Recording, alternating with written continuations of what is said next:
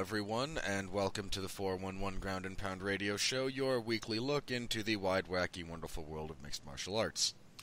I may not sound like I normally do, but I'm Robert Winfrey, and I am your host for this show. I'm going to apologize for my voice. I've been fighting a cold for the last 3 or 4 days, and my voice is going to be a little bit all over the place this evening, so I apologize for that, but kind of bear with me here. That will also account for occasional bits where I mute my mic to cough. So, again, I apologize, but thankfully you don't just have to listen to me this evening, or whenever you happen to listen to this. This is on-demand audio. It could be 5:30 in the morning, it could be high noon, I don't know, whenever you're listening to this. Tonight we will be reviewing UFC 224, which I'm not sure I can trust my perception of this card. I was somewhat sleep deprived and again sick last night while covering it.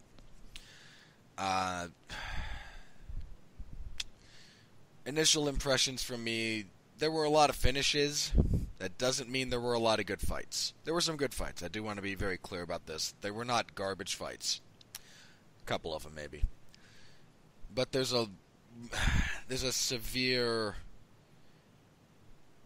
conflation of finishes with exciting fights that goes on in MMA that I don't think is necessarily justified, and we had a bit of that last night, but we'll get into some of those specifically because there were some good fights. This was not good. Some high-level fighters, I think, techniques. There were. Like, the whole thing, again, this was not a garbage card that happened to feature finishes. This wasn't a lot of Frank Mir Mirko Krokop, which was a terrible, terrible fight that featured a knockout to end things. But, again, my point there is I can't really trust my own perception of it because I was not my normal self last night. So, again, we'll go over it. We'll figure it out. And, some of you might agree with how I felt about it. Some of you might feel completely differently. Who knows? It's a free... I can't even...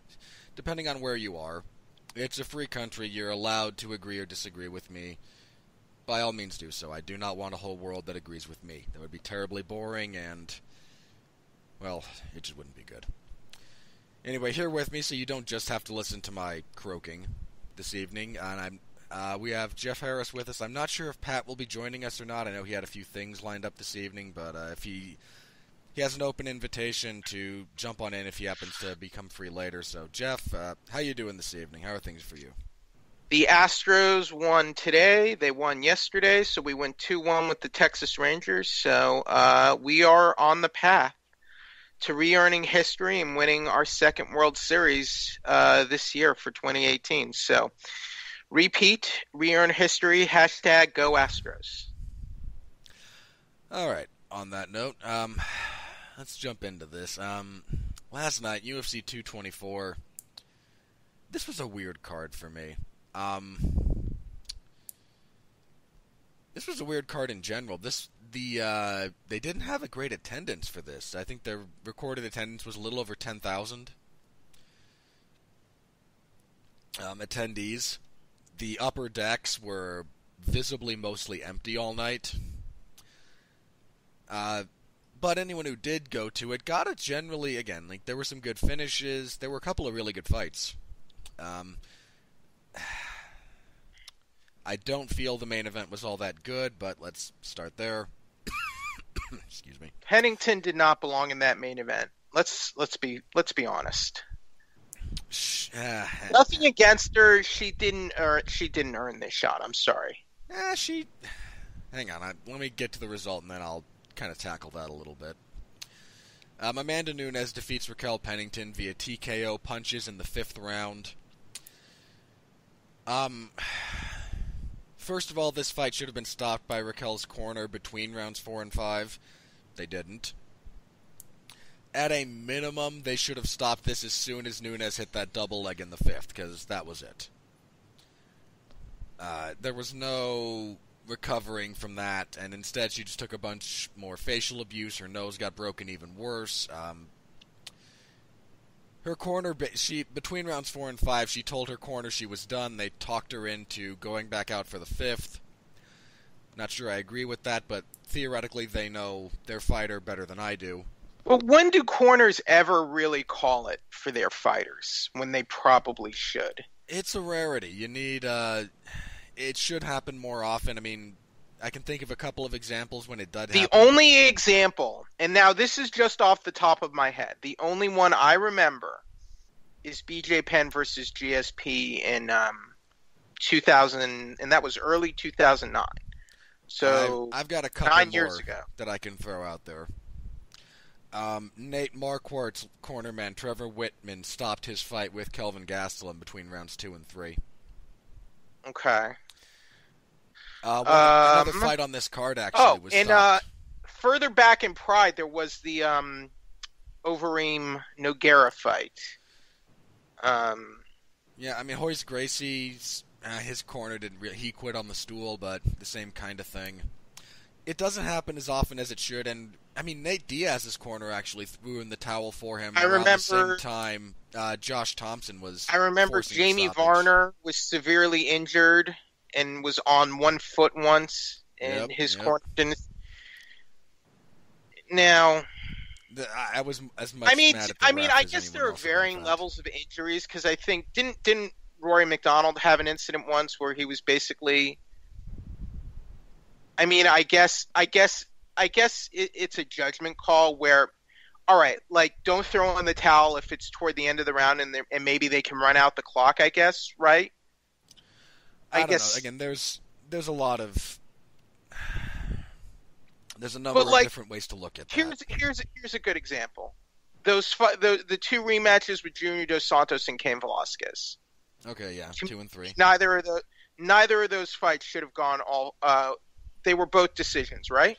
No, the third one, Cain stopped him in the 5th. I seem to recall. Okay, but neither of them should have gone to the 5th round, as I recall. Probably between rounds 4 and 5, there should have been some serious consideration to stopping that because there was Junior was just getting battered. I maintain Junior Dos Santos took a lot of unnecessary damage in those fights he shouldn't have, and it was a constant thing that kept coming up after those fights for him. Yeah. Because before the fight with Cain, it wasn't, Junior was always the guy dishing out the damage, right? Pretty you never, much. it wasn't until those fights you started seeing him get beat up.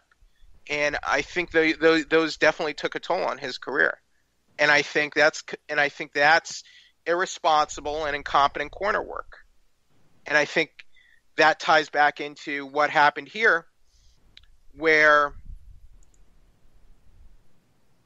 sometimes you have to protect the athlete from themselves, and look, sometimes. I guess the argument would be, Robert, sometimes a fighter can get that insane come from behind victory, right?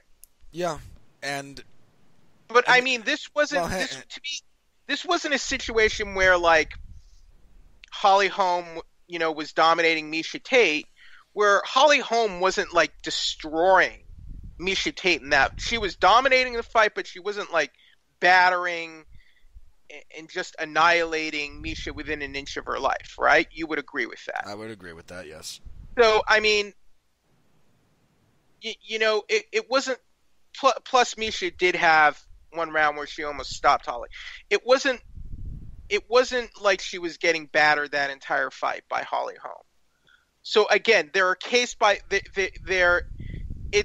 me, this is not a blanket thing. There's a case by case basis with these instances, but I think many would agree this was an instance where her corner was not there to protect her when they shouldn't have. In my opinion. I think at a minimum, and now bear in mind, I might have, again, I don't know Raquel Pennington at all, and her corner does. At a minimum, I think prudent judgment would be if you send her back out to start the 5th round, and again, that's somewhat debatable, but if you do, it's in hopes that she can land a Hail Mary punch. And as soon as Amanda Nunes hit that double leg, that's when you should have immediately been up and just like, no, we're done. Because Raquel Pennington is not a guard player. even at the best of times, much less after she's been kind of smashed for 4 rounds. Just if you gave her that chance to, okay, every fight starts on the feet, you're primarily a striker, go take your shot. As soon as that takedown happens and you now know there is no chance, at a minimum, that's when you should have been up there throwing in the towel. And just like, nope. At that point, you should have been protecting your fighter. So I really don't believe she belonged in a title situation. I'm sorry. She beat Miesha Tate, but that fight was forever ago. And Miesha Tate retired right after that fight. I mean, I would have been fine if they did the super fight. That was the fight they were talking about. And didn't Amanda Nunes want that fight? I don't know. I don't understand what happened. I don't know why it didn't materialize. I was okay with that fight as well because women's bantamweight did not have a soaring contender that you were stepping on, and women's featherweight isn't really a division. I was fine with that. For some reason, it didn't quite materialize. As for the specifics, I have no earthly idea. See, Ketlin Vieja, she's probably not ready yet. Pena lost, right? I believe Pena's last fight. When was Pena's last fight? Because the last one I remember was her. She beat Kat Zingano, right? Because she got beat by Valentina Shevchenko. She's also pregnant. So that fight was over a year ago. And then I think she got pregnant, didn't she? She's having a kid? She did at one point, yeah. Yeah, she hasn't fought since the Shevchenko fight in January of last year, so it's been over a year, jeez. Yeah, so I don't she might not be fighting for a while.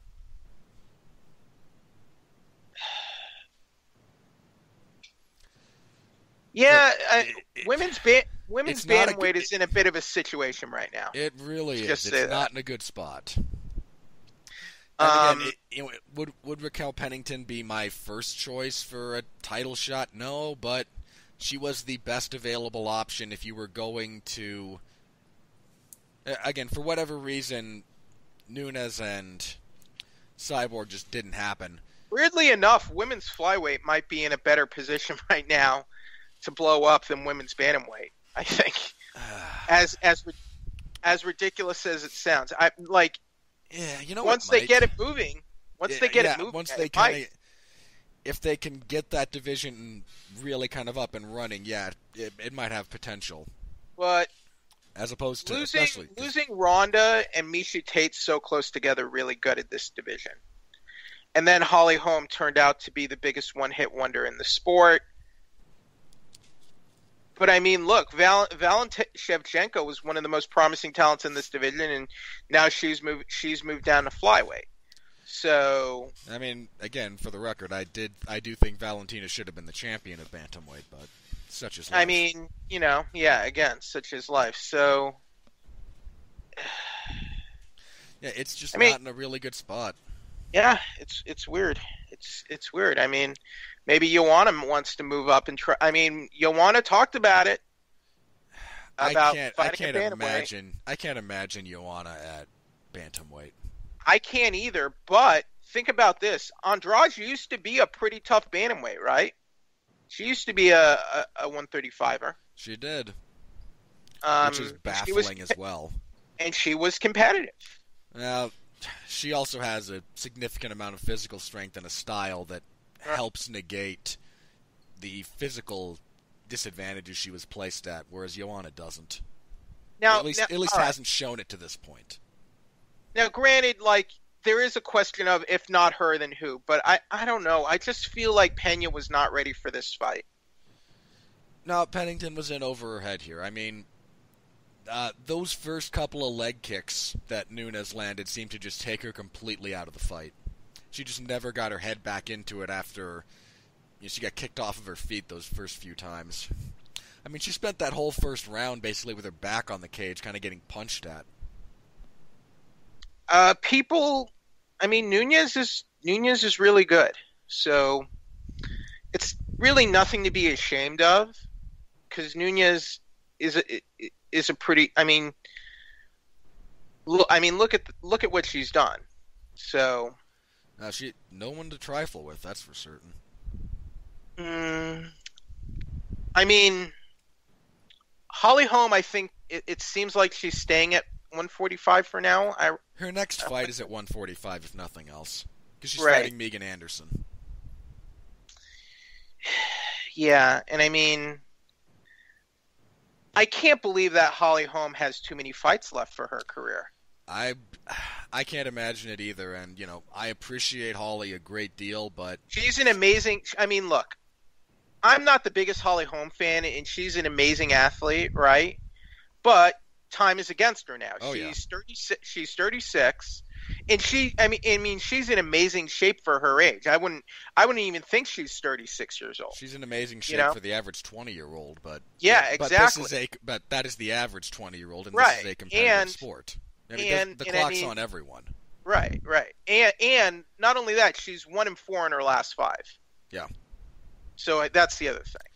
And again, she boxed for a great many years. She's had some injury issues. It's her.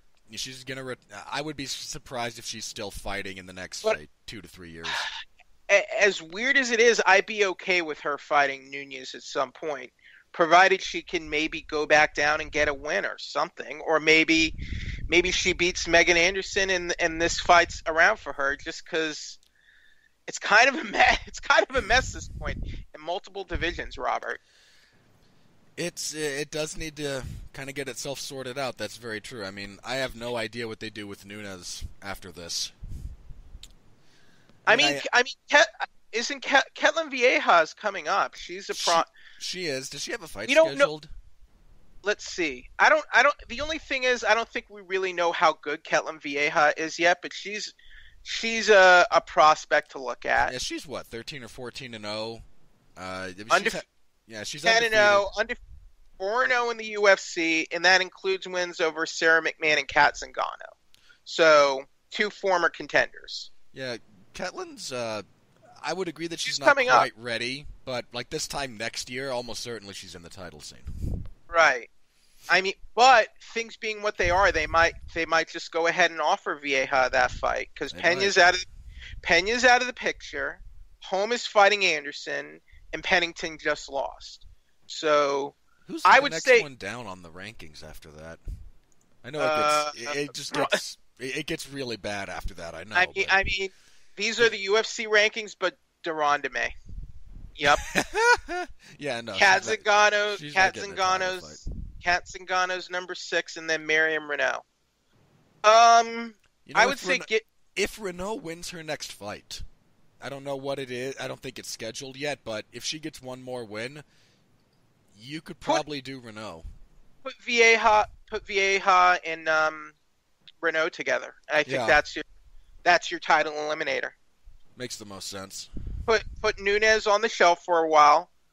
Book Vieja, Renault, and I think that's your most realistic option right now. Jeez, Betch Kohei is still a top 10 fighter. What the hell is this division? I mean, the division's been gutted, man. It's gutted. Is not a good division right now. Yeah. And this is one reason I think making women's flyweight might have been a little premature. Because it did kind of, I think, thin out this division. Because otherwise, Robert, you could have had Shevchenko versus Nunez. Realistically, you could have booked a rematch right there, don't you think? That would have been an okay rematch to make.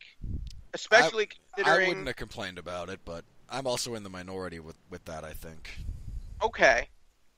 I mean, their first fight wasn't a barn burner, but I think you could have had Shevchenko win another fight, and if things went well, you could have booked a rematch with her and Nunez. So, I'm looking at the flyweight and rankings this is why, to I wasn't a fan of women's featherweight either, because like now we're kind of thinning out like these top contenders and putting them around in other divisions. And it's kind of and now we have a dilution, and that's the issue we're facing now with women's MMA. Certainly at bantamweight, that's an issue. I mean, I imagine we'll get talks of Nunes Cyborg again, kind of kicking up in the aftermath of this, which I'm still interested in, to be quite honest. It'd be an interesting fight, and I mean, look, women's featherweight is non-existent. It's the Cyborg. It's not a It's division. the Cyborg Memorial title. Let's be honest here. Yeah, it's not a real division. But I would favor Cyborg over Nunes, but that's an interesting fight. Yeah. It's probably more, and it is, in all fairness, probably more interesting than Nunes versus either Renault or Vieja. Yep, I agree. But anyway, Nunes wins. Good on her. I mean, she at most she lost one round of this fight, and I'm not sure that's accurate. I gave Pennington the second, but I'm not at all terribly confident in that. It's just too bad Zingano's been in this massive decline. Yeah. She finished. Yeah, she stopped Nunes in the third round of their fight.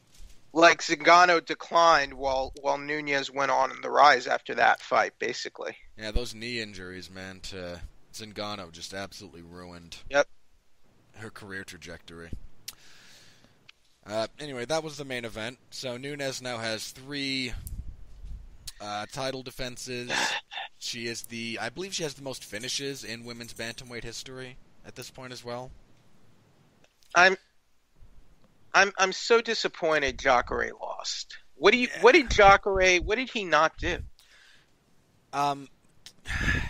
Moving on to, let me very briefly kind of sum up this fight in the co-main event. Kelvin Gastelum defeats Jacare Souza via split decision. I scored this fight for Gastelum, but let's be very clear about this. This whole fight comes down to the third round. Be very clear about this. Jacare takes the first, not questioning. That was his round. Gastelum takes the second, also not really in contention. Like, those were not close rounds. Very clear who won them. Comes down to the third, and what you believe was more effective in the third round. Again, I thought Gastelum edged the third. I can see there is an argument for Jacare taking the third round and thus the fight. It's not where my head was when I watched it. I don't think that's where I would be if I rewatched it. I haven't yet, but as for what Jacare didn't do, I can tell you what he didn't do right technically, generally speaking. If you want to know why it happened, I believe he's issued a statement. Jacare said that his weight cut was weird.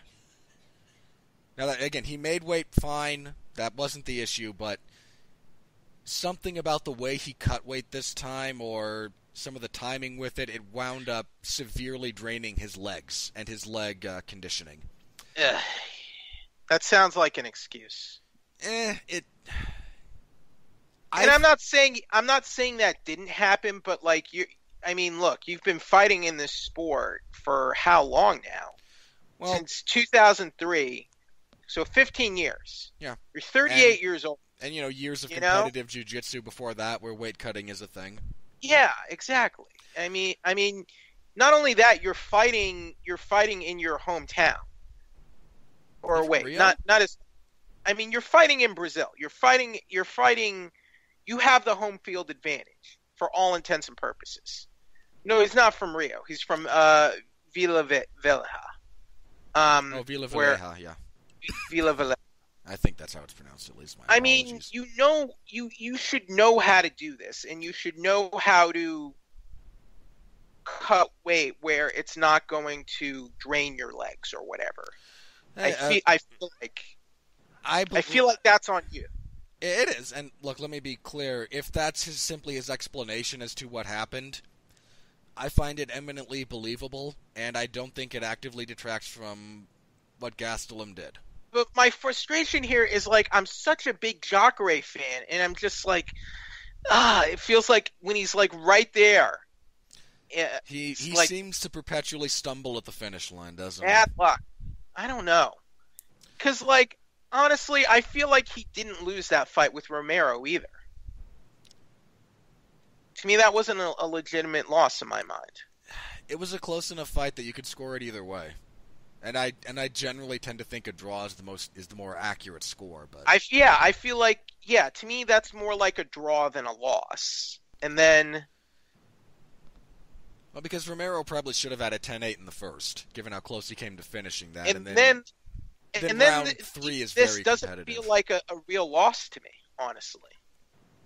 Because it's just to me this is like, at the same time, it's like a result, Robert, where the loser only has himself to blame, and we see that sometimes. And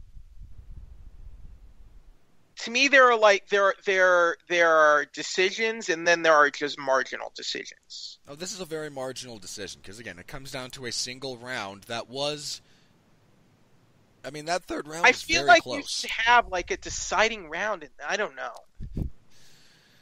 It does feel a little bit weird, a little Why unfinished. Why can't we have an optional fourth round, like in tournament fights or something? I mean, I imagine the logistics of that are just too much of a pain. I mean, we say that, but I mean, they incorporated 5-round main events. We eventually got 5-round main events for non-title fights. They started doing that, and I mean, personally, I'd be okay with. A fight like this, which is a co-main event, non-title eliminator, there should just be an option for all fights to be 5 rounds if both participants agree to it.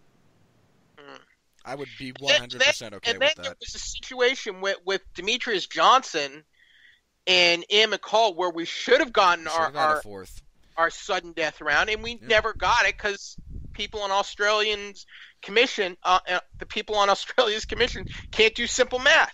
And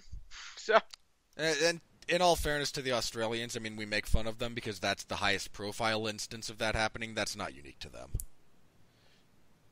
I mean, there was the same thing with there was a very similar thing that was announced with the McGee-Strickland fight, where it was announced as a draw, and then everyone realized they added wrong, so they just retroactively changed it to Strickland winning. That was a tournament. That was a tournament to determine a new UFC champion. I'm aware that the stakes were different, but the circumstance is not unique. I mean, that whole thing completely altered the course of Ian McCall's career, because he probably takes that 4th round. Do we consider Kelvin Gastelum a contender at this point? Because you kind of have to. I noticed that somebody pointed this out, and I forget who on Twitter pointed this out, so I apologize for not remembering you, but this is not a unique thought to me. There is only one guy at middleweight that Kelvin Gastelum has beaten that when he beat them, they were under the age of 35. Who was that? Tim Kennedy? Hall. Or wait. It was Uriah Hall. And that was quite a while ago. When he beat Kennedy, Kennedy was over 35. When he beat Marquardt, Marquardt was over 35. When he beat Belfort, Belfort was over 35. And when he beat Jacare's, Wait, what about Johnny Hendricks? Well, that wasn't a middleweight. That was, it was not officially a middleweight. Technically, it was a catchweight. It was not officially a middleweight fight. Right. It was. No, every guy that he's beaten at middleweight has been north of 35. It's a weird stat. Now, that's not to say that he's beaten, that everyone he's beaten is over the hill. Jacare is not necessarily over the Chris hill. Weidman. Chris Weidman is 33. Yeah, maybe that's his kryptonite. He can't beat anybody at middleweight who's over the age of 35.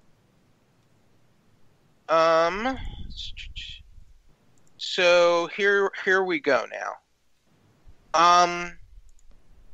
Gastelum could very well be in a situation where he fights the winner of Whittaker Romero. Yeah. It looks like Rockhold, I think, has moved up, and Weidman is constantly hurt. I mean, big caveat, if Weidman's healthy, I think he is the next guy in line, all things considered, but if he's not, and it's more likely that he's not than that he is, then... Weidman's ranked number 4, so he's ranked behind Rockhold. Um, and then Gastelum's number 5, which they haven't put out new rankings yet. So No. Gastelum might jump ahead of Weidman right now. He might. Honestly. Which wouldn't be the worst thing in the world. Weidman is constantly. I mean, Weidman did finish Gastelum, but Weidman is constantly hurt and he's not around to fight. Has Weidman fought since then? No, he hasn't. And that was July of last year. So we're coming up on a year when that fight happened. Does he have a fight at least scheduled? No, because he was on the MMA Hour and he got some other injury or something. Yeah, so all things some like considered, rare dumb injury. I mean, look, with that guy's history of injuries, rare is not a qualifier. True, but I mean, Weidman's. I mean, for all intents and purposes, Weidman's already had a great career. He has, in a lot of respects, he absolutely has. Weidman's done what all these other guys at middleweight haven't been able to do. So, I mean, I'm not saying Weidman should call it quits. I'm just saying Weidman has, as unlucky as he is right now, he's at least had a great run, you know. But the other issue is injuries might keep him from really being able to make another go of things, just because he keeps getting hurt, or he just keeps getting, he keeps getting hurt or keeps having this run of bad luck. Yeah, so I imagine we'll see Gastelum versus the winner of Whitaker and Romero. And, I can live with that. That's perfectly acceptable fight. Do we have any promising guys at middleweight right now? Yeah, sort of. I mean, it was Thiago Santos for a little while, but then you've got both Shoeface and Paulo Costa, who are kind of coming up the ranks. Right. Brad Tavares is on a pretty good run. I'm not 100% sold on Costa right yet. Yeah, me neither. But if you're looking at guys, he's definitely young and impressive. I'll give him that. I mean, again, you've got Tavares, who's on a really good run, and Antonio Carlos Jr., right? Yeah, Shoeface. Oh, is that what we're calling him now? That's his nickname. I don't think I remember the Shoeface. Carlo de Sapato, which is his nickname in Brazilian, means Shoeface. I don't know why, but I almost feel Carlos Jr. should be ranked higher. He probably should. He's like, how is he ranked below Uriah Hall? I don't know. Like, to me, like, look, to be fair, I had no idea how Belfort was number 9. This is so. It's the people who do the rankings. Once people get to the top 5, they don't want to penalize them once they start losing, and that's kind of. Junior is good, man, yes. And he has gone on a hell of a run. Oh yeah. He's not elite yet, but I feel like he's definitely. I feel like he should be like just at number 10, if not right outside of it. To me, he's fringe top 10 at this point. Oh yeah. And Costa is still a prospect to me. Yeah. But at least he's a young promising prospect. So there's that. And if you want someone else who we're looking at several years in development, mind you, but Israel Adesanya's at middleweight. And I think Santos is still a guy. He did lose to David Branch, but David Branch, he's a Branch is perpetually underappreciated. Well, Branch is a wily veteran. You know, he can pull. You shouldn't be surprised when he can pull something like that off. Basically. Now middleweight's okay. Yeah, we need more shake up at the top of the division, but I agree. But maybe put Junior in there with a Derek Brunson or something, or David Branch. Or David Branch. There you go. He has his next fight scheduled, I think, actually. Who, Junior? Yes. Or Branch is... Oh, yeah, he is fighting Brunson. There we go. He's fighting Brunson in L.A. in August. Great. Yeah, awesome. 227. That's a good... I mean, tough... That's a very tough fight for Brunson, but it's a good fight for both guys, really. Yeah.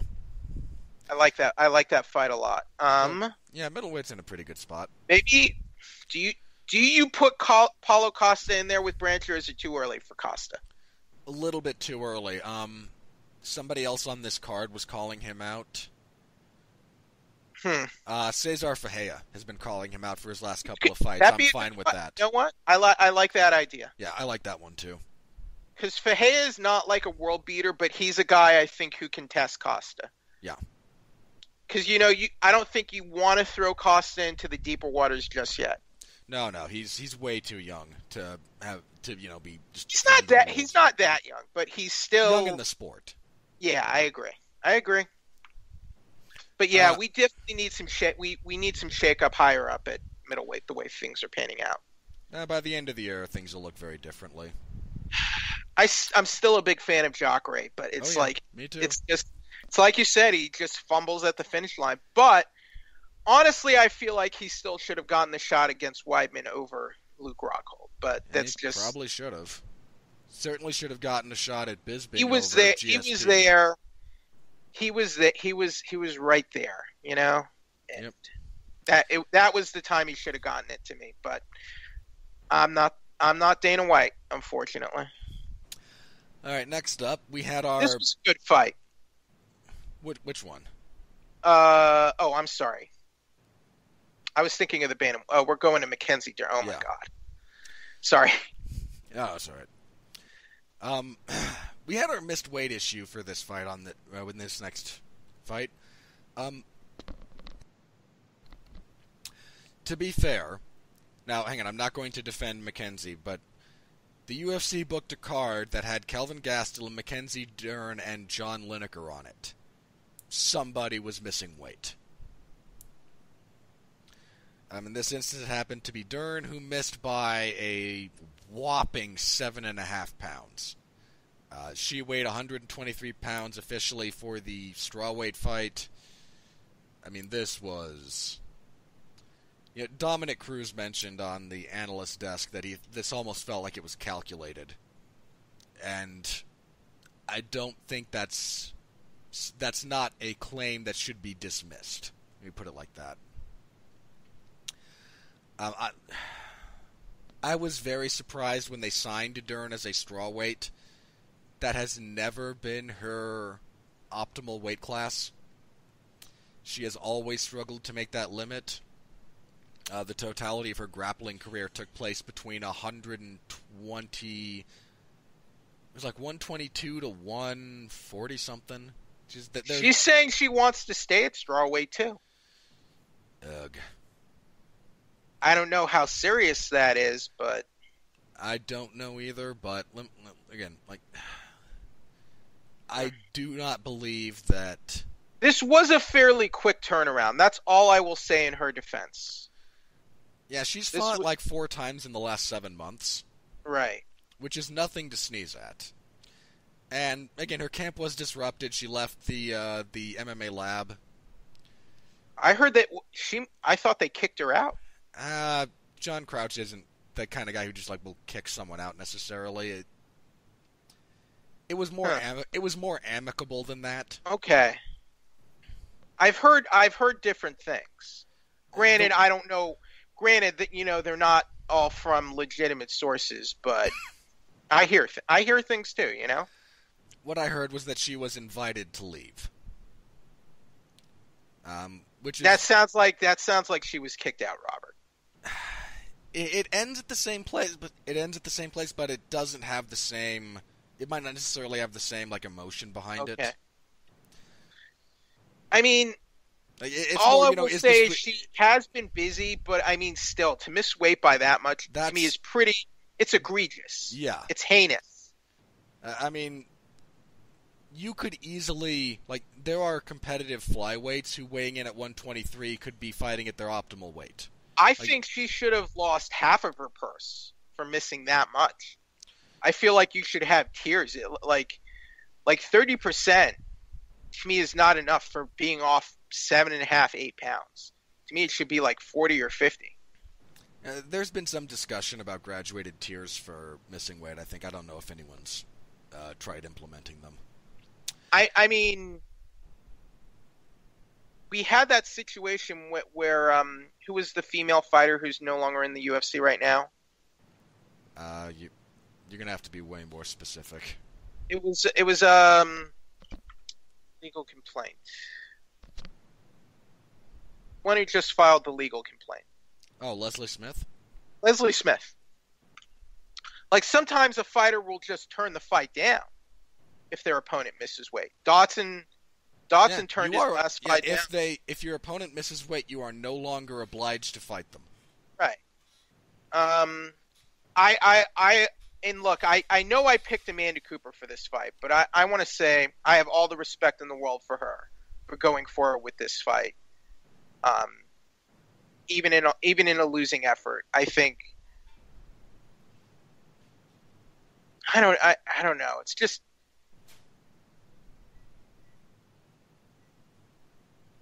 I mean, because she was still confident even after that happened. So, I mean, I think that says something. It's got to say something about her as a person, right?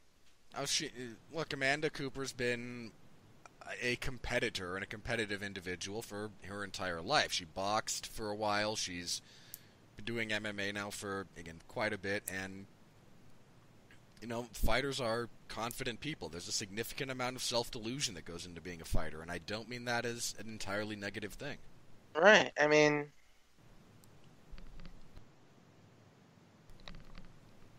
I'm fine with Mackenzie Dern taking some time. She needs to take time off. She needs to get her camp or whatever sorted out, and she needs to fix a lot of things. And she needs to really think about if she's staying at strawweight,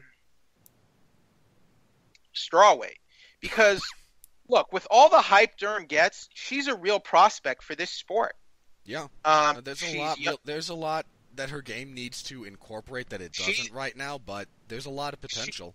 She's a young, undefeated prospect. I mean, and people cannot stop talking about her. She has, Robert, if she gets her house in order, she could be a potential superstar. Wouldn't you agree? Yeah, I'd agree.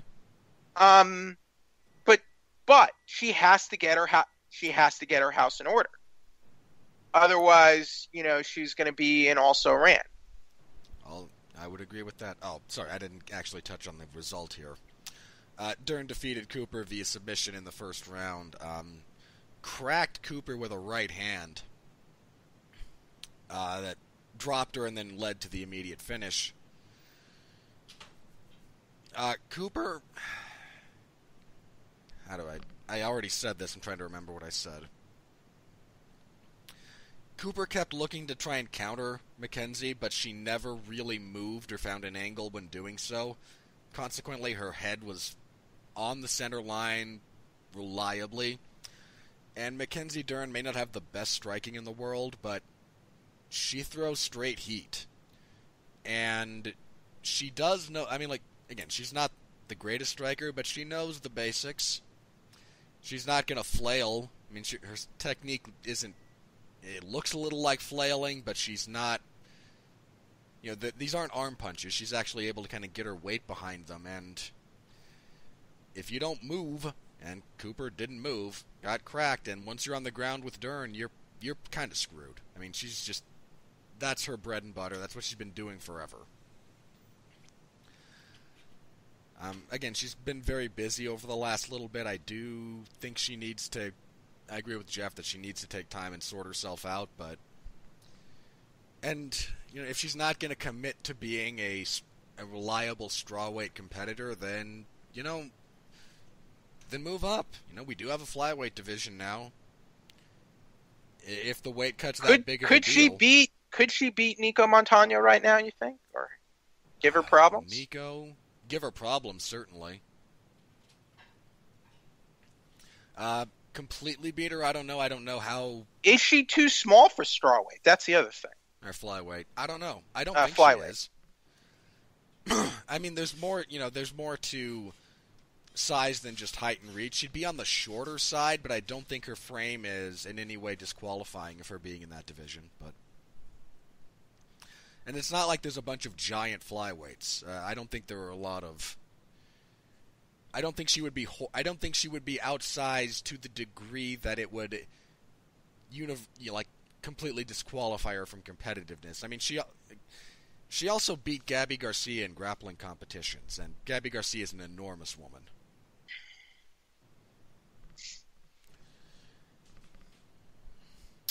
But again, I kind of want her to get herself in order before she comes back. But there's still a lot good about Dern and what she could potentially bring to the sport. We had our best fight of the evening. John Lineker defeats Brian Kelleher via knockout in the third round. Great fight. Was this actually your fight of the night? No, yeah. They gave it. No. They gave it to Gastelum and Jacare. Was it my fight of the night? Yes, it was. Okay, so I meant officially. Officially, they gave it to Gastelum and Jacare, which was also not a bad fight. Again, that was a good fight. Better. This was better to me. I would agree. This was vintage John Lineker. Just a lot. Lineker's really good, man. He's been good for a long time. It's just. Yeah. Is he ready and mature enough to finally take that extra step? But it looks like it now. Well, again, there was just a lot of forward pressure. I mean, this guy throws more right hooks to the body during a single fight than a lot of guys do over the course of their career. Lineker is a really crisp striker. When he's on, his striking is unbelievable. He has a few combinations that are kind of rote for him, but he makes them work, and he knows how to make them work, which is the more important thing. He does a lot of, left to the body, right to the body, left to the head. Consistently, or he'll double up on the left as you're trying to circle towards his left off the fence. I mean, this is nothing he hasn't been doing for the last several years. He's just still really, really good at it. And it's really hard to beat. Not impossible, but it's really hard. I mean, his only loss at bantamweight is to Dillashaw. And, Dillashaw is maybe the best, certainly one of the, 2 or 3 best bantamweights in the world. Dillashaw, used his wrestling really well in that fight. Oh, yeah. Out-wrestled, out-grappled him. Yeah. Broke his jaw at one point. I forget when it exactly happened, but Lineker's jaw was broken in that fight. Let's see. We have the Moraes Rivera fight happening. Yep. That's probably going to determine your next contender, depending on how. Yeah, assuming there's no shenanigans in Cruz and Garbrandt, or in Dillashaw Garbrandt's rematch. Cruz is still lurking around there, kind of not officially retired yet. And then there's Austin Sal. Maybe does Lineker Austin Sal make sense? Yeah, I'd be down for that. Those two have they're both Brazilian, but they've never fought each other. So unless there's some obstacle I'm unaware of, I'm completely down for that fight. They're both that has highly a lot of potential. Like, if I'm out Austin Sal, that's a fight I want right now. Because, if you're Austin Sal, and you're always getting overlooked for those fights, I mean, you're not going to get, you're Austin Sal, you're not going to get a fight with Dominic Cruz. You're just not. To me, Lineker is the next best thing.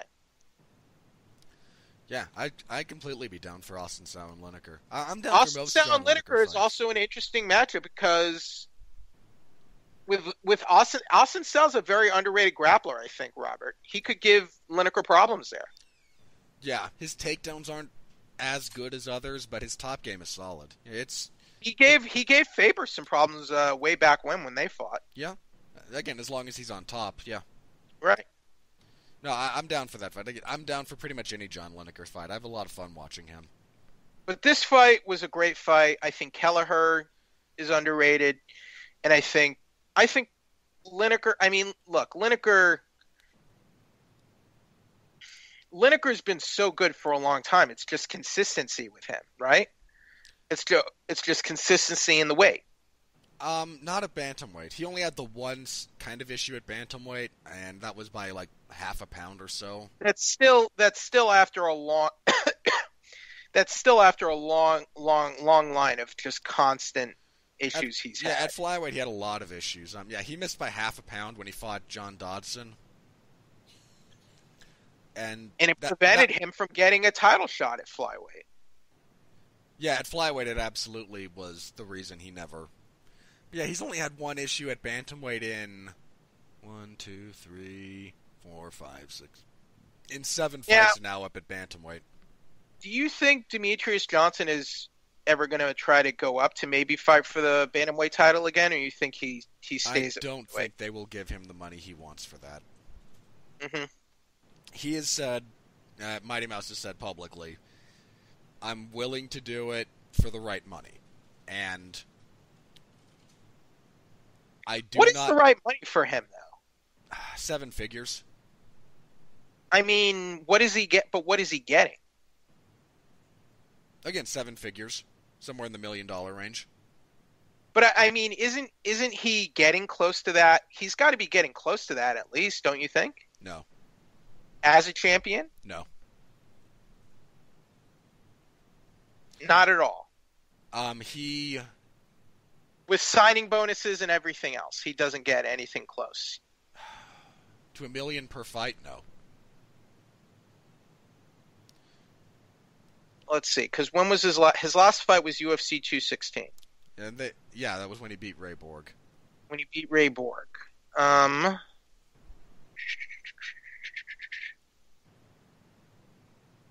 He got a flat fee of $370,000 for that fight. And he doesn't get pay-per-view points. Isn't that the deal, though? Aren't all champions supposed to get pay-per-view points? He deliberately negotiated away from that. Okay, so he must have got... So if he thinking, well, my drawing power sucks on pay-per-view, which, let's be honest, it does. It does. Right? Love Mighty Mouse, but yeah. So, hey, UFC, instead of giving me pay-per-view points, give me this much and give me a really nice signing bonus. Which, look, we know fighters get signing bonuses.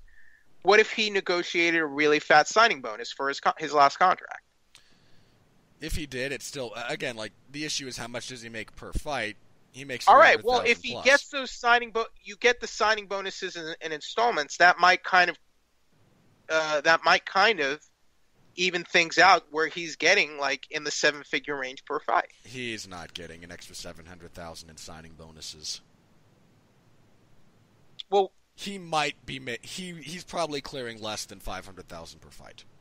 Okay, but we know fighters get money we don't know about. That's true. Oh yeah. Sorts of stuff. My thing is, if the UFC discloses that he makes $375,000 per fight, I have a That's really only this. He might be making more under the table though. I have a hard time thinking he's making $700,000 more under the table, or even 630. Yeah, I have a really hard time seeing that. I mean, because. For the Borg fight, he also got the $50,000 bonus for the submission of the night. But again, but if you're Dana White and if you really want that fight with Dillashaw, why not just give him one time, give him a big payday? Why not? I don't know, because I'm not. Because Dana White, if that's the fight Dana White wants, and he's talked about it like he's wanted that fight, why not open up the pocketbook for that fight? I don't know. It's weird because he's made reference to that for like Uriah Faber versus Dillashaw, and Faber and Dillashaw didn't want it. My understanding. At the time, they didn't. Yeah. At the time. Look, well. I mean, again, Mighty Mouse has made it clear that he has some conditions for that. He has an agent that represents him. That he has is responsible for the negotiations. He knows what he wants if he's going to go back up to bantamweight and try to become the champion. And if the UFC is not accommodating of what he wants for that, he is perfectly content to just keep crushing other guys at flyweight.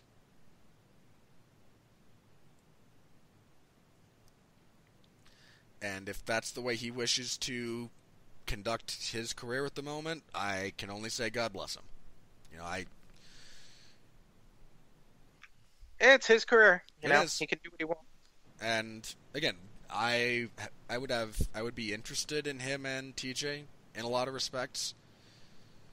But he knows what he wants if he's going to take that risk. to his health, to his legacy, whatever, health specifically, because fighting.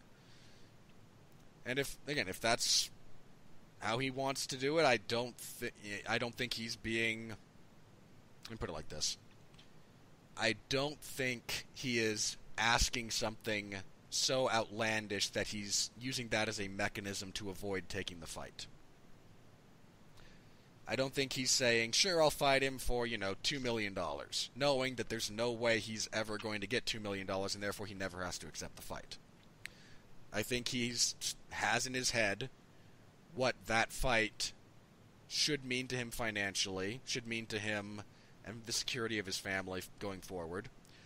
And if that's not going to be met, then he will continue doing what he's been doing. And, it's his career, it's his to manage how he chooses to, and that's really all that, I can't put a gun to the guy's head, nor should I be able to. So apparently 216 with Borg versus Johnson only did like 100,000 buys, basically. Who was the main event? Was Johnson Borg wasn't the main event for that fight, was it? It might have been Lee versus. That was Lee and Ferguson, right? You could be right. Yeah, it was Lee and Ferguson that was on the same card. Yeah, I think you're right. And then what was? And I think after that, I think 215. I think 215 was Nunes versus Shevchenko with all the craziness because of Borg missing weight. Yeah, getting sick. Was when they had to reschedule that fight, yeah. Right. So they rescheduled it for the next card, and so 216 did 120, excuse me. There you go. I mean, Borg doesn't draw. I mean, not Borg, Johnson. But I think it was premature for Ray Borg to get that fight anyway. A little. But, it's... It's flyweight. What are you going to do? You find the next best guy that you can, and in that case, it was Borg. Maybe Johnson is going to fight Cejudo. He could fight Cejudo or Benavidez again. Rematches, but that's. I think I know they've kind of discussed the Cejudo fight, and John Benavidez is fighting Sergio Pettis, and in the next 3 to 4 weeks. Okay. I forget which card specifically, but that's coming up. Okay. I'd be fine with that at this point. Yeah, I mean, look, they just have to keep the division moving. And if that's rematches, I would rather Cejudo get another shot before Benavidez, because we've seen Benavidez and Johnson twice. But we'll also see how Benavidez looks coming off of this layoff, because he's been out for a while. Yeah, Benavidez versus Pettis in Chicago. Okay. Yeah, for 225. All right, 225. Here we go. It's really not a bad card. Apart Punk and Jackson. Which actually does kind of bring us to an interesting roundabout way. Our next fight, when Lyoto Machida front kicked Vitor Belfort in the face. You had to have liked that. Come on. Oh, that Maybe was great. not the fight, but the finish. No, the fight sucked. The fight itself sucked, but the finish was great. Right. I mean, Belfort looked like a robot when you just push the power button. Just the ball of Machida's foot landed under his chin, and his arm. Deflated dad bod Vitor. It's crazy how deflated he looks since he got off TRT. Oh yeah.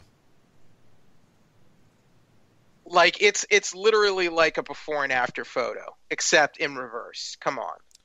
No, a lot of the guys who were on it, when you look at them when they're off of it, it's pretty shocking. Night and day. Yeah, Vitor, Overeem. He doesn't look like the same person. Hendo. I mean, Henderson always had kind of a dad bod anyway, but yeah. There's consequences to chemically altering your body, guys. What do you want me to say? Machida is well past his prime at this point, but I have to say, when he pulled off that kick, that did not look like the kick of a 38-year-old man. Heck, I wish my kick looked that good. My front kicks don't look that good. No, he's 39. Like, that... that was like blinking, you would miss that kick. Like, I don't know if that, Robert, I don't know if that's just muscle memory. A lot of it's muscle memory. I mean, but he's been throwing that kick since he was 5. Right. But I mean,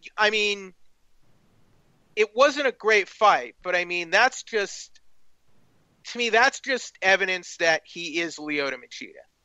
Or at least was, at one point, he was one of the best fighters on the planet, which he was. In 2008, 2009, unquestionably he was. One of the best, yeah. I mean, it's crazy to think, but he does have an all-time great resume across both light heavyweight and middleweight. Right, and I like the finish because that's at least a sign. You get to see a flash of that for as brief as it was. You know? Yeah. Machida called out Bisping again. I'm still down for that fight. He says, Machida says he'd be willing to fight it at catchweight in the post-fight interview.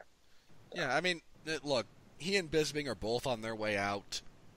I'm perfectly fine with that fight. It's a good fight. I agree. Well, Machida's not on his way out if you listen to him. Look, the guy's almost 40.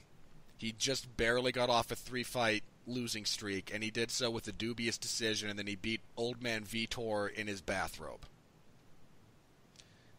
All right? This is not a guy making a title run. But if he beats Bisping, he's right there. The way the rankings work. Middleweight is not light heavyweight. He'll beat Bisping, and then he'll be ranked in the top 185. That's how the rankings work these days. Yes it is. Yes, he would. And Robert Whittaker would. Yes, he will. And Robert Whittaker would kill him. Robert Whittaker would probably be like, "Yeah, I'll take that fight, mate." I mean, look, Yoel Romero almost killed him. I mean, those elbows he dropped on him were just horrifying. And Rockhold for that matter. Again. But I like Machida. Those were a while ago. Yeah, I like Machida, but sorry, man, you are not making another run at that belt. Dude, Rockhold is gone at middleweight. He's gone. Yeah. And Romero's older than him. Romero is older than him. So technically, time is not on Romero's side either, Robert. Not at all. Look, let me be clear about this. This fight between the rematch between Romero and Whittaker, this is probably Romero's last shot at the middleweight belt if he loses. I agree. Anyway, I brought up CM Punk and Vitor Belfort for a specific reason. I used that as a segue because Vitor Belfort indicated a desire to, he indicated that he might have come to the end of the road for MMA, left his gloves in the ring. We joke about Vitor a lot. We have a lot of fun at his expense. That being said, the man is absolutely a legend of the sport. I take issue with the fact that he won the title off of a fluke occurrence with, his glove into Randy Couture's eye, but crazier things have happened. So he is a former champion. And he won a tournament. Won a tournament. Deserves a lot of respect for the longevity and the success that he's had. And again, we joke about it, and we will in the future, but there's a lot of respect that has been earned there. Right. But tier now. In 2 weeks, when Mike Jackson gets injured and has to pull out of his fight with CM Punk, and the UFC calls Vitor Belfort for a catchweight fight with Punk to kick off UFC 225, Vitor's taken that fight. And the last thing we see of him in the UFC is him knocking Punk's head out of the cage with a classic Vitor Belfort flurry of punches. Isn't that fight happening at 170? Again, because of the late notice, they'll adjust to a catchweight. And okay. Look, Punk looked god-awful at 170. I mean, you saw those weigh-in pictures of him, right? Yeah. That was horrible. I don't know why he thought 170 was... I don't know why he picked that, at his age especially. He'll be happy to cut less weight. Sort of a weird arbitrary choice for Punk, but whatever. But anyway, so Machida gets A the big weird, a flashy weird knockout idea. win. Hey, It was a good knockout, and um, and it's almost fitting that Vitor loses to the same technique as another the left Anderson front Silva kick fight. to the face. It's like I guess that's like his kryptonite. I guess that's Serious credit to Jeremy Lambert on Twitter, who in the middle of the first round, and bear in mind the finish happened in the second, said, Vitor's been knocked out by a crane kick. Lyoto Machida knocked out Randy Couture with a crane kick. He should just throw another crane kick. And then in the second, well, technically that's not the crane kick. the Couture one was, but in this Similar. instance, the Right. basics are still kind of the same. It's the left front kick to the face. It was still very accurate. Both karate techniques, though. Right. Yeah, basic. I mean, well, a front kick to the face is a pretty universal technique from any fighting discipline that allows kicks. Machida was always good at using just sort of a very like a style that you imagine wouldn't work in MMA, but he made it work for him. Yeah. He did that throughout his career. There's a few guys who have done that, and with different styles that have been able to Different kind of style. specialize. Stephen Thompson too. Yeah. Yeah. I mean, you've seen other guys who are like grappling specialists who are like, you can't specialize like that with, jiu-jitsu, and then they just kind of make it work for them. And I think Ronda was like the first MMA fighter to really make judo work for her, right? She was the highest profile. Right. I will say that. Karo Parisian, but Karo Parisian was never. He never really. You have to, if you look at the actual, some of the base disciplines. I mean, jiu-jitsu is actually just a sub-school of judo when you get into the history of jiu-jitsu and where it comes from. Okay, fair enough. A lot of Fedor's success. Fedor was a national jiu-jitsu national judo champion, and Sambo. I thought Fedor's base was Sambo. There's a lot of similarities between Sambo and judo. There's a fair amount of overlap. Okay. But no, Fedor was a judo champion as well. Okay, interesting. I mean, he had a very different style of judo from others. He does a lot of rocking back and forth, but no, yeah, a lot of Fedor's clinch prowess is based on what he did again from the kind of Sambo to. If you want another example of this, look at the differences between his clinch game and say Khabib's, because they're both Sambo and combat Sambo guys. But Khabib's got more of has an easier time transitioning to the lower body. Because of all of the wrestling he's also done, whereas Fedor did a lot more upper body judo stuff. And again, both guys can actually do the other thing, but look at where they're better. But anyway, that was the main card for UFC 224. As for the rest of the cards, for the rest of the fights, Cesar Ferreira defeated Carl Robertson via technical submission, arm triangle choke in the first round. Ferreira called out Paulo Costa. Still down for that fight. I mean, he called out Paulo Costa after his previous win, and I thought it made sense then, too. Alexei Oleinik, the only man in UFC history with an Ezekiel choke win, now has two. He defeats Junior Albini with an Ezekiel choke in the first round. Yeah, Junior Albini, man, I was ready to be on that guy's hype train after he just kind of Junior Albini sucks. He does. Again, after he demolished Timothy Johnson, I was like, maybe. Heavyweight needs guys, needs young guys, and he just blew through Timothy Johnson, and that's not an easy thing to do. Then he does nothing against Andre, and he somehow fails to hand fight when a guy known for Ezekiel chokes pulls half guard when he has your head wrapped up. He's not ready to be in the UFC. Davi Ramos, man, with the slickest back take I've seen in a long time, defeats Nick Hine via rear naked choke. This back take was so great. He had half guard on top. He had a double wrist lock. So a Kimura grip on the far side. And one of the things you can do with that, instead of just cranking the Kimura, is spin all the way around and then sit back for an armbar, because the grip is basically the same. And as he kind of started making that move with his hips, he was baiting Nick Hine to kind of belly down to defend the armbar. And as Hine bellied down, he just pulled him and kind of scooted to take the... I mean, you really have to look this up to fully appreciate it. I can't do it justice with words. It was a brilliant bit of grappling from Ramos, who is a brilliant grappler. Elizeu Zaleski dos Santos continues to be underappreciated at welterweight. He defeats Sean Strickland via knockout with a wheel kick and punches to follow up.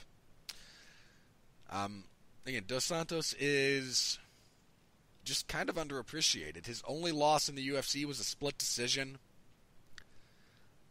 He's had 3 fight of the night win bonuses. He's on a 5-fight winning streak. Get that guy a top 15 opponent. I think he called out someone specifically, but I can't remember who. My apologies. See if the name pops up. Nope. I mean, you could do him and Ponzinibbio, maybe, because after Ponzinibbio pulled out of the Usman fight. I mean, him and Kim, him and Edwards, I think he's due a fringe top 15 or a 15 to 20 guy. On Fight Pass, Warley Alves defeated Sultan Ali via TKO. This was a doctor/corner stoppage between rounds 2 and 3. Good stoppage. Alves just landed a couple of really short lefts to the right eye of Ali, and that thing swole up like a balloon. I mean, there was no way he could see out of that eye. That was gnarly. So good on Alves. Jack Hermanson with a big comeback. Defeats Talis Latis via TKO in the 3rd round. Excuse me. Hermanson had some kind of injury in the 2nd. On a takedown from Latis, he busted a rib, I think he mentioned, and his knee got tweaked. I mean, he was jacked. They could have stopped this.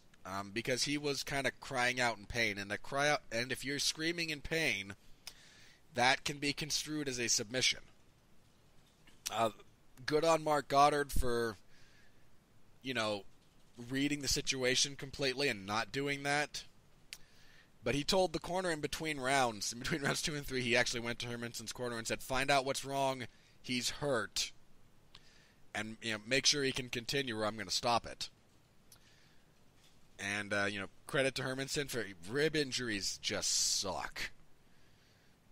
And then, in the 3rd round, he comes out and is able to get that finish. Good on him, man. Big comeback. Ramazan Emeev defeated Alberto Mina via unanimous decision, 30-27 across the board. Emeev is just... He's never really going to wow a lot of people, but every single deficiency you have, everything you give him, he is going to take. He won't take much more than that, but he will take everything you give him and probably beat you doing it and make you look bad. And kicking everything off, Marcus Perez defeated James Bogdanovich via submission, rear naked choke in the 1st round. Not a whole lot here. Perez was just a better grappler.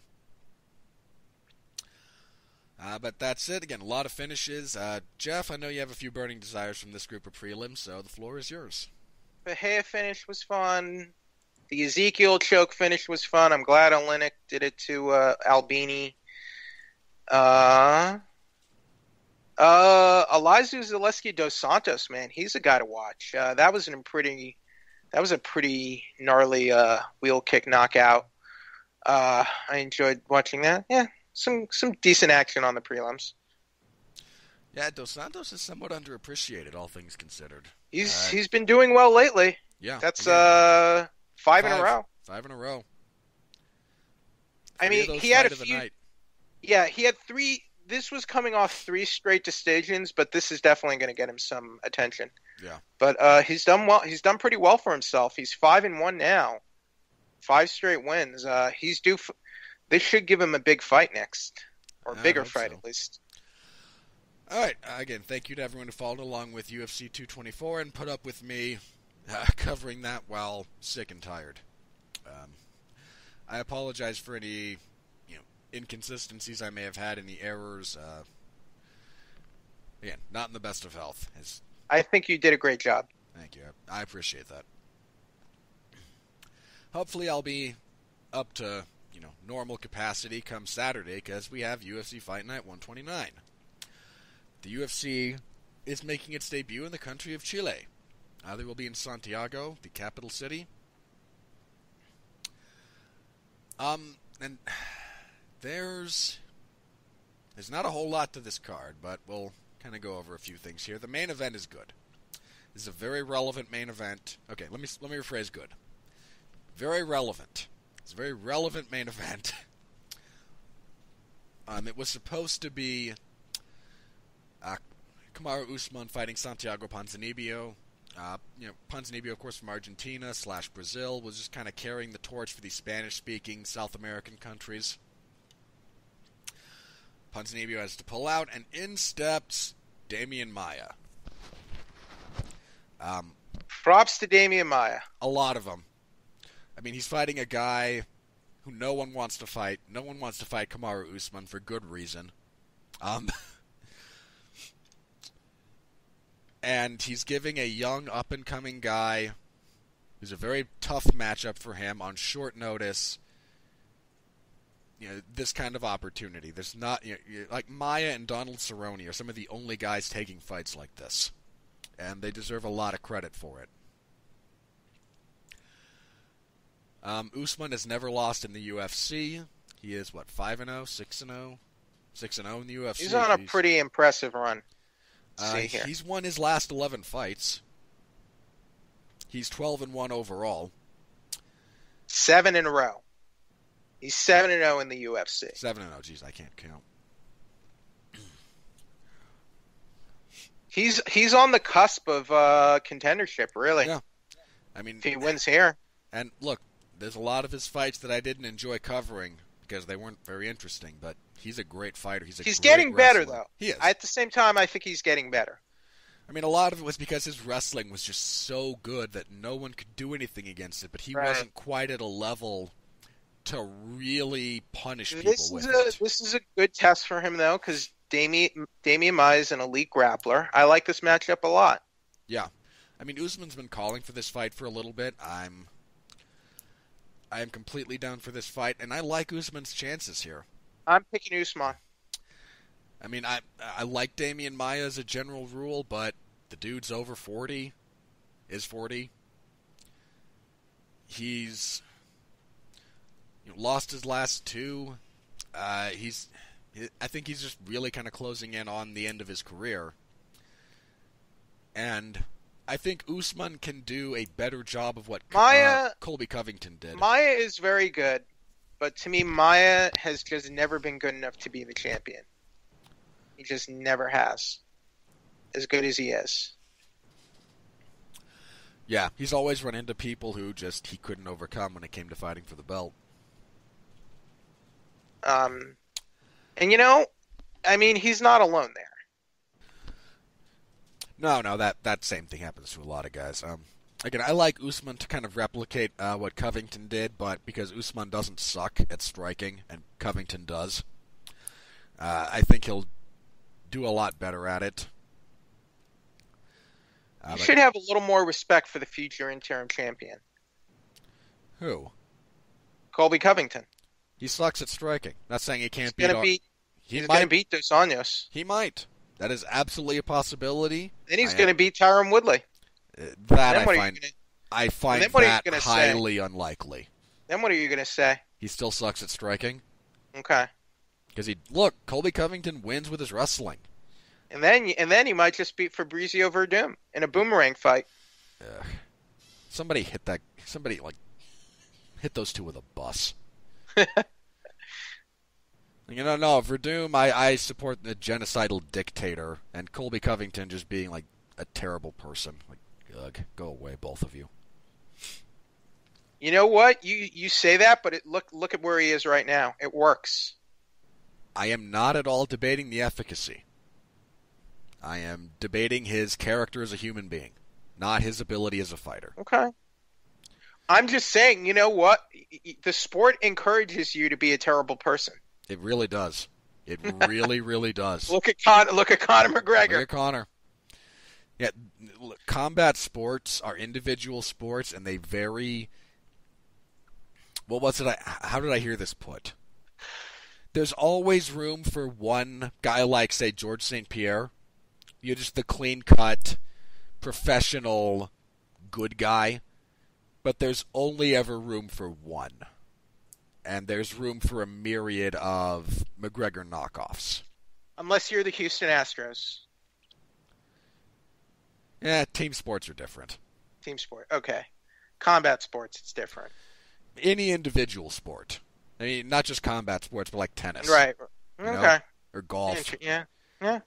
Good point. Now, if you're in an individual sport, there's only so much of the clean-cut good guy that is really going to get over and make you money. Whereas there's a lot of variations on being a jackass that will draw. Why is Moreno on the prelims here? I feel like the way this... I don't know. It's a weird card. It is. Look, this whole card's weird. But you're not... And it's Fox Sport. It's on FS1. The main card's on FS1 too. It is. Wow. I do like Prezeres. He's good. He's a promising prospect as well. Geez, he's over 40, isn't he? He's 36. Yeah, you can't call that guy a prospect at that age. He's got to be moving. Well, he's good. He's good. He is. Oh, I'm not debating. He should be on the main card. I mean, he only has 2 losses in the UFC. One of them was a short notice debut against Paulo Thiago, and the other was to Kevin Lee. The other thing is he missed weight for his... He's missed weight in 3 of his last 4 fights. Now, is he at welterweight for this one? Yeah, he is. Okay, because he was missing at lightweight. Good. He's never missed at welterweight, but... Cummings is underrated. Okay. No, I don't know how you want to break this down, but go ahead. Let me see how much time we have left. Yeah, we can just kind of do... let me run down the card, and then we can do Burning Desires if you have anything specifically you want to talk about, because there's a few I want to touch on, but I can do so briefly. Your co-main event is a strawweight fight between Alexa Grasso and Tatiana Suarez. Much as I like Grasso, I don't like her in this fight.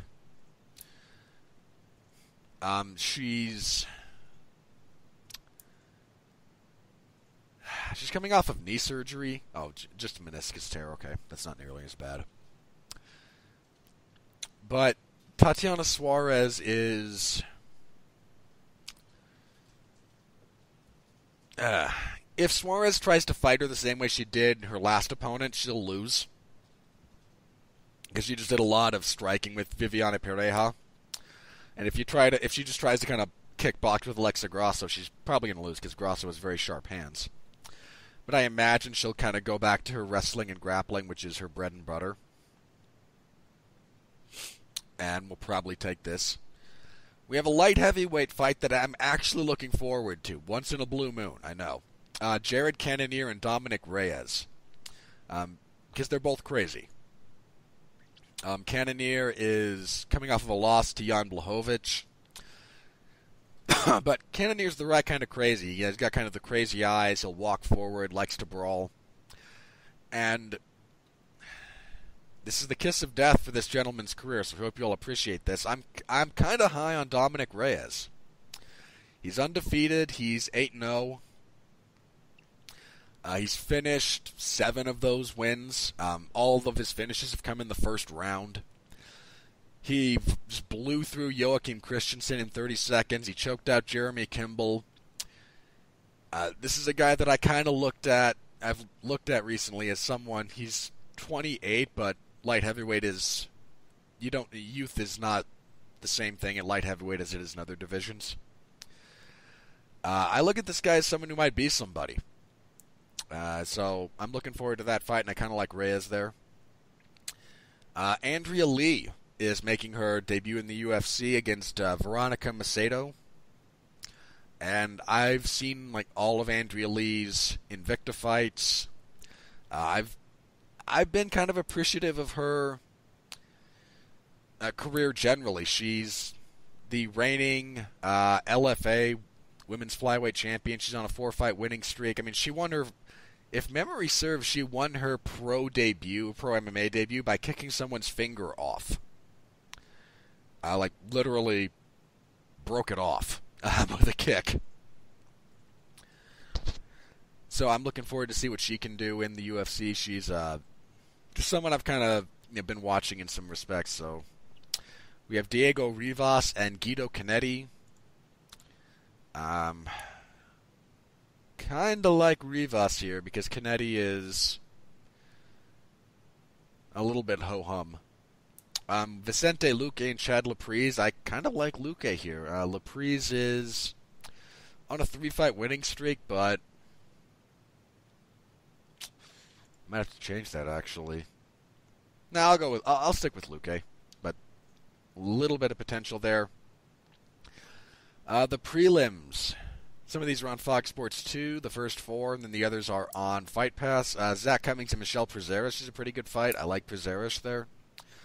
At flyweight, Brandon Moreno and Alexandre Pantoja is a really good fight.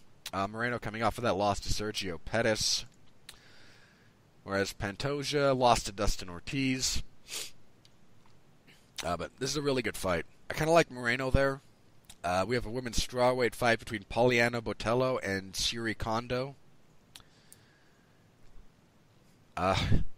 Kondo, man, the pro wrestler who also fights professional MMA. I remember Botello. I remember Kondo's debut too, actually. I kind of like Kondo there. Gabriel Benitez, good old Mowgli's back. He's fighting Umberto Bandone. I like Benitez here. Then on Fight Pass, we have Enrique Barzola and Brandon Davis. This seems like a gimme for Barzola. He's on a 3-fight winning streak. Jeez. For him. Henry Briones and Frankie Saenz. Boy, Frankie Saenz, man, that guy went off a cliff. Jeez, Briones is on a 3-fight losing streak.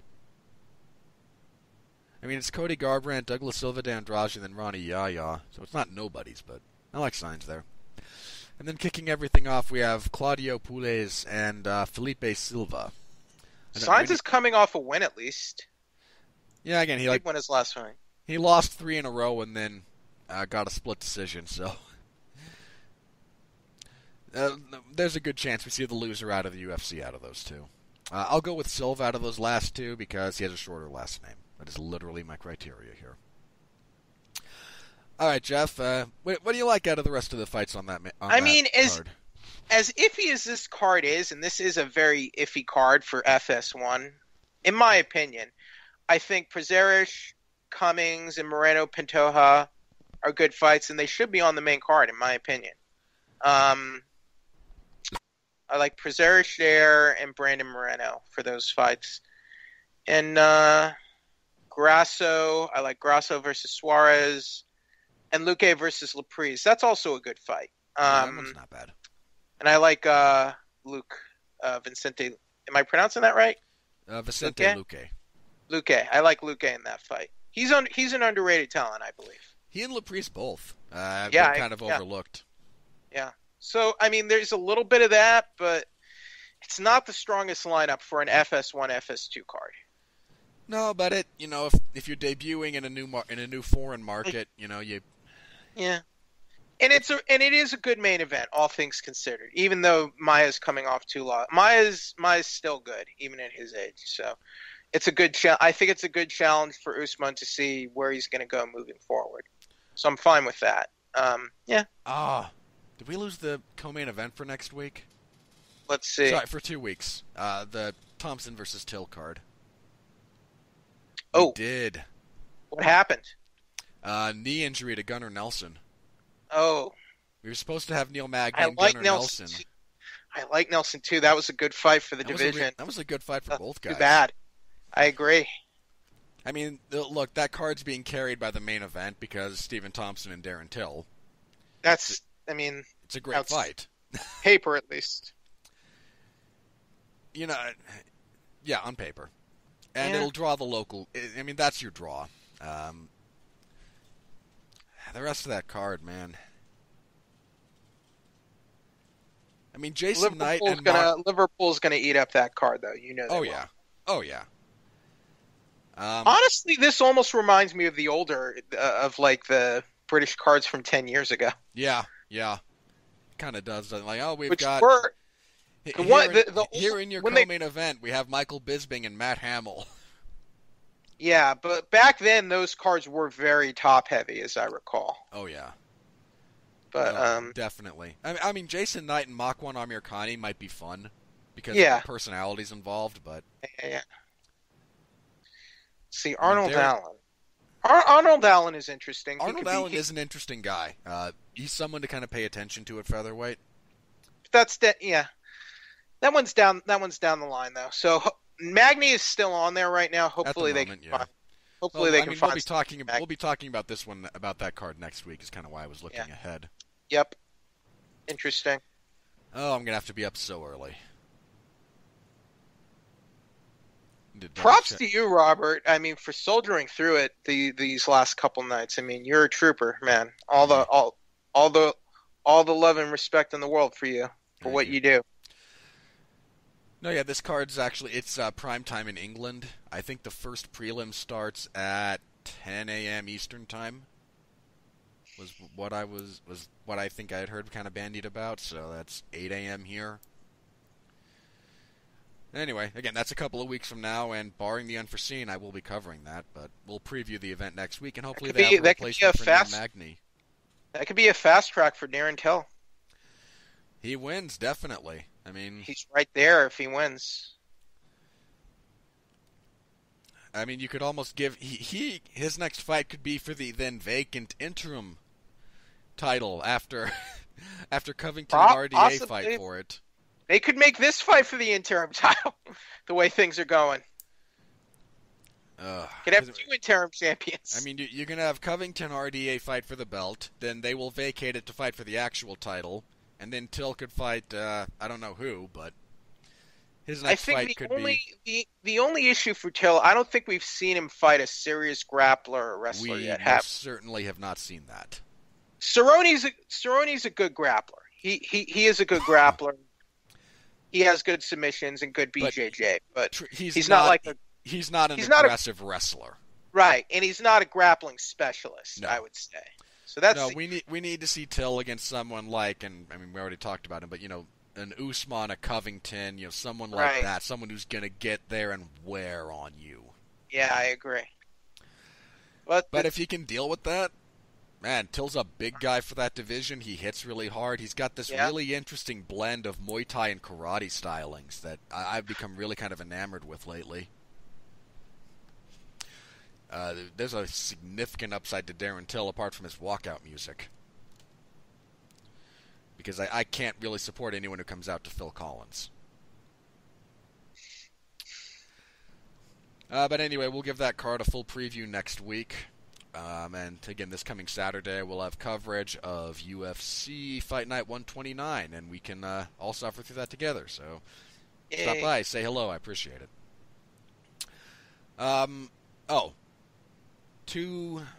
There's one loose combat sports note I wanted to bring up here before we get into MMA news. A lot of congratulations to, in the boxing world, Vasyl Lomachenko. Excuse me. There's not an N there, and I keep wanting to put one there. Who last night TKO'd, I forget this gentleman's first name, Linares, in the 10th round to become the fastest 3-weight world champion in boxing history. Because of some of the fast finishes on the prelims, I was actually able to catch the last 3 rounds of that fight. Is it George or Jorge? I believe that would be Jorge Linares then. Jorge Linares. He's from Venezuela, so it would be Jorge. Okay. It's not the Brazilian pronunciation. No. He's I believe Venezuelan. Is it Vasyl or Vasile? I don't know. I think we all kind of pronounce it Vasily, but I'm not sure. Because he's from Ukraine. Yeah, and there's a slightly different pronunciation that goes with the spelling, so it might be Vasily. But Lomachenko is an absolute joy to watch if you know anything about boxing. This was a great performance from him. He got dropped in the 6th, but again, rallied, stepped on the gas towards the end of that fight and absolutely shut He's Lin only Rice. 11-1. He's only had 11. He's only had 12 career fights. When we say he's the fastest guy to reach the fastest 3-weight world champion, he did that in 12 professional fights. Will he fight Triple G? No, they're very different weight classes. Triple G fights. Yeah. Triple G fights more at, I can't not remember the weight classes. He kind of bounces around. It's middleweight, but boxing middleweight is boxing in middleweight is come on, just give me the list. Why are you not actually giving me this list? Oh, it's boxing in middleweight is 150 to 155 to 160. So it would be the lightweight in MMA parlance. Lomachenko fights from like 125 to 135. Oh, okay. So he's considerably lower. Oh yes, and he was visibly outsized by Lin Rice last night. And he has two gold medals on top of that. Double gold medalist in the amateur ranks. Now, again, like if you know anything about boxing, watching that man fight is a joy. It is an absolute joy to watch him box. He is sublime. Now all he has to do is marry Hayden Panettiere from Heroes. Make a giant boxing baby with her. So anyway, didn't she break up with I have no idea. Klitschko? I have Vladimir? absolutely no idea. Are they still together? Couldn't tell you. I think they are still together. You know Vladimir Klitschko, right? I am familiar with the Klitschko brothers. Yes. Okay. He married. How do you say it? Hayden Panettiere from Heroes. I think she just calls it. I think it's just pronounced Panettiere. Panettiere. There you go. But Lomachenko fights again significantly for like he's a lot further south. This is gonna elevate him big time. Oh yeah, I don't know what he does next. I mean, he fights around the same weight classes that Floyd Mayweather used to, but there's no way they make that fight at this point. But again, I'm not as big into boxing as I used to be, but I make time for Lomachenko whenever possible because it's so much fun to watch him fight. So, a lot of respect to him for pulling that off last night. I was informed that Ryan Bader knocked out Muhammad Lawal in like 15 seconds over in Bellator. That is also true. I don't like talking about Bellator because they make me sad, but... So if Lawal is Thanos, I guess that makes Ryan Bader... Squirrel Girl. Squirrel Girl. I'm trying to think of someone who's actually just straight beaten Thanos. Squirrel Girl. Squirrel Girl is the only one. No. He has been straight up beaten 1-on-1 by Squirrel Girl, which is actually canon. It's crazy, but it's canon. Yeah. Rocket Raccoon has beaten him, and Thor has beaten him. Right. But that's about it. Freaking Squirrel Girl, man. Unbeatable. Just cannot beat Doreen. Yeah. That's the joke. That's the joke. But look, Bader's winning that whole stupid tournament, and as soon as that was announced, anyone with half a brain looked at that and went, "Yeah, Bader." But anyway, those are the things I wanted to bring up. Lawal is such a disappointment. I really had high hopes for him back in the day. I mean, great wrestler, good hands, all things considered. You know, I thought he was gonna be the next big thing. Really, I was wrong there. But it was a real chance for him to do it. I thought he was gonna be one of the biggest things to ever happen to this sport. He had the personality, he had the skill set, just never quite all came together.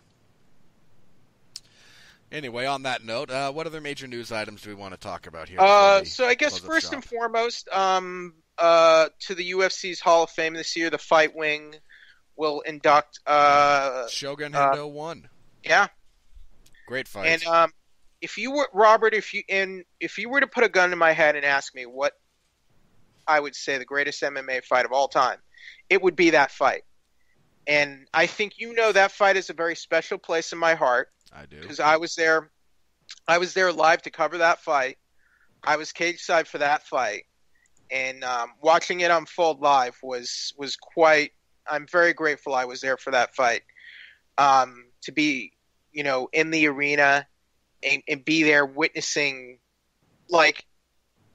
and realizing at the time that, holy crap, that we're watching two of the greatest ever, and two of the greatest ever unfolding in one of the greatest fights we've ever seen in history. Like, you were aware of it happening as it was happening, as crazy as that sounds. So say what you want about the Hall of Fame. This fight definitely deserves to get recognized. Unequivocally. I mean, about as easy a call for a fight to go into that wing as you could possibly make. To me, it's easier. It's easier than Forrest Griffin versus Stephen Bonner, as historic as that fight was. Oh yeah, this is one of the 3 best fights ever. Period. To me, it's the best fight ever. It's my best fight ever. Yeah, and look, whenever you rank those things, the top 5 entirely comes down to personal preference. And really, both guys deserve to be in the Hall of Fame on their own. Even Dan Henderson, without ever having actually won a UFC title. I imagine they both will be. They should. They absolutely should. They should.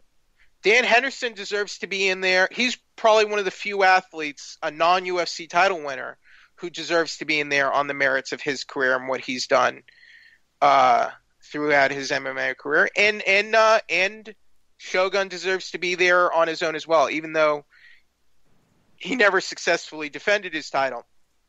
Just on the merit of who he's fought, who he's beaten, his fights, and being a Pride and a UFC champion.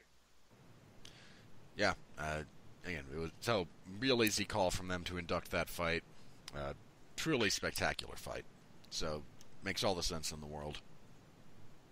And second of all, Yair Rodriguez is apparently not in the UFC. Something Scott Coker said, I guess, suggests that maybe he's not fully gone, and they're trying to figure that out. But the story right now is that Yair Rodriguez was apparently cut from the roster after refusing to take 2 fights. One was, I want to say, Ricardo Lamas, and another one was Zabit Magomed Sharipov, right? Basically correct, yes. Okay. So apparently they were looking to book him in those 2 fights. Apparently, we don't know the whole story. Apparently he or his management balked at those fights, and the UFC just said, all right, we're done with you. Now, look, the UFC has done stuff like, maybe not quite like this, but things that like this have happened before, and cooler heads have prevailed. So we'll see how this pans out. But it looks like Yair Rodriguez is gone at the moment. In all fairness to Yair, if I'm Yair, I might balk at both of those fights as well. I mean, look, a lot of people are high on Yair Rodriguez. I wasn't one of them. But because there was a lot of inflation around him, I think you can't expect to get BJ Penn in all your fights. No, you can't, and you shouldn't. That's not the point. But the only really good guy he's fought has been Frankie Edgar, and Frankie massacred him. Now, I do know at some point you have to prove that you can beat the really tough guys. But between the beating that Frankie gave him and the layoff, I don't think it's completely unreasonable for him to look at, Ricardo Lamas, easily a top 10 guy, or Zabit, who does everything he does but better, and maybe look out for his own interests a little bit more. Now, whether or not that's what the UFC, how the UFC responds to that is how the UFC responds to that. But again, if I'm Yair, I can. Was Yair ranked before he got dropped? Yes. Where was he ranked? Prior to the Edgar fight. Zabit, look, if Zabit was 12, I feel like he should have taken that fight. Zabit And if he was not 12. Zabit was... Zabit's 12 now. He's 12 now, but that's after they he was elevated artificially after some All people right, fell off. If he was 14 or 15, I can't see why. I think he should have taken that fight. Because, hey, no, there's actually a really easy answer to this. Just a little bit further down the rankings, Calvin Kattar. Kattar and Rodriguez. This is another tough fight, but you're not dealing with someone quite on the level of Zabit. My feeling is they should not have cut the guy. Because he is an exciting fighter. He's a fun fighter. The fans enjoy the work he does. Try to keep him around. Maybe you don't want to give him those big spots or opportunities anymore, and that's fine. But keep him around. Keep him around. Don't cut him. Yeah. Again, I think Kattar makes a lot of sense for him, because I want to say Kattar was coming off of a loss, though, wasn't he? And and I guess my problem is, like, the UFC will do this for the lower level guys, and then they'll let Conor McGregor get away with murder. Yeah. And that's my main problem with he already knocked out Feely. Shane Burgos, actually, it might be an interesting fight for him. I mean, again, like, there's a few guys there are guys he could fight and probably have fun, those crazy performances with. And I think the only thing you have to, and this is on him, I think, is that if he wants a high-profile, if he wants a big spot on the main card of a relevant show, but is not going to fight a top-ranked guy, that's not going to happen. If he wants to rebuild a little bit, which I think is probably what he should do, because, I mean, look, again, if we look at the guy's actual career, the best two names he beat relative to where they were when he beat them are like Feely and frickin' Caceres. Like, Something tells me he's not an unrestricted free agent based on what Coker said. He might be, for all we know, but we'll see. Yeah, I mean, again, I imagine they'll come to some kind of agreement. He'll stick around. They'll give him someone, again, lower ranked. Again, Shane Burgos, Calvin Kattar, someone like that. Let's see. King Mo says he wants to move to middleweight now. Well, duh. He should have been there all along. That dude is a small, light heavyweight, man. You see him next to Bader? Because they've taken pictures together. They look 2 weight classes apart, not 1. I guess, like, now, he can't rely on his wrestling alone. That used to be the big equalizer for him. Let's see. Were there any other major? I think there were a few. I'm trying to find if there are any major fight announcements. Aaron Pico won a fight. He did. He's really hard left hook to the body too. That did it. He's kind of back on the comeback trail. Nate Diaz. Okay, so Dana White actually said that they wanted to put together Nate Diaz versus GSP, and he even said they wanted it at lightweight, which sounded ridiculous. I don't even know if that's true. It sounded insanity. And then Nate Diaz is like, nah. George has said he could make lightweight. And look, George is one of the few guys whose word I will take at face value. If he says he can make 156, because this would be non-title, I'll believe him. But, Nate Diaz is another matter. Yes. Nate Diaz is saying the fight with GSP isn't happening, and he's... Well, Dana... The way this worked out was Dana came out and he said that they would like to make GSP versus Diaz for this specific event. And Nate's response was, I haven't signed anything, they're just trying to get you to buy tickets early on the speculation that this fight is going to happen there. Wolf tickets. If that's what that means, then sure. Wolf tickets. They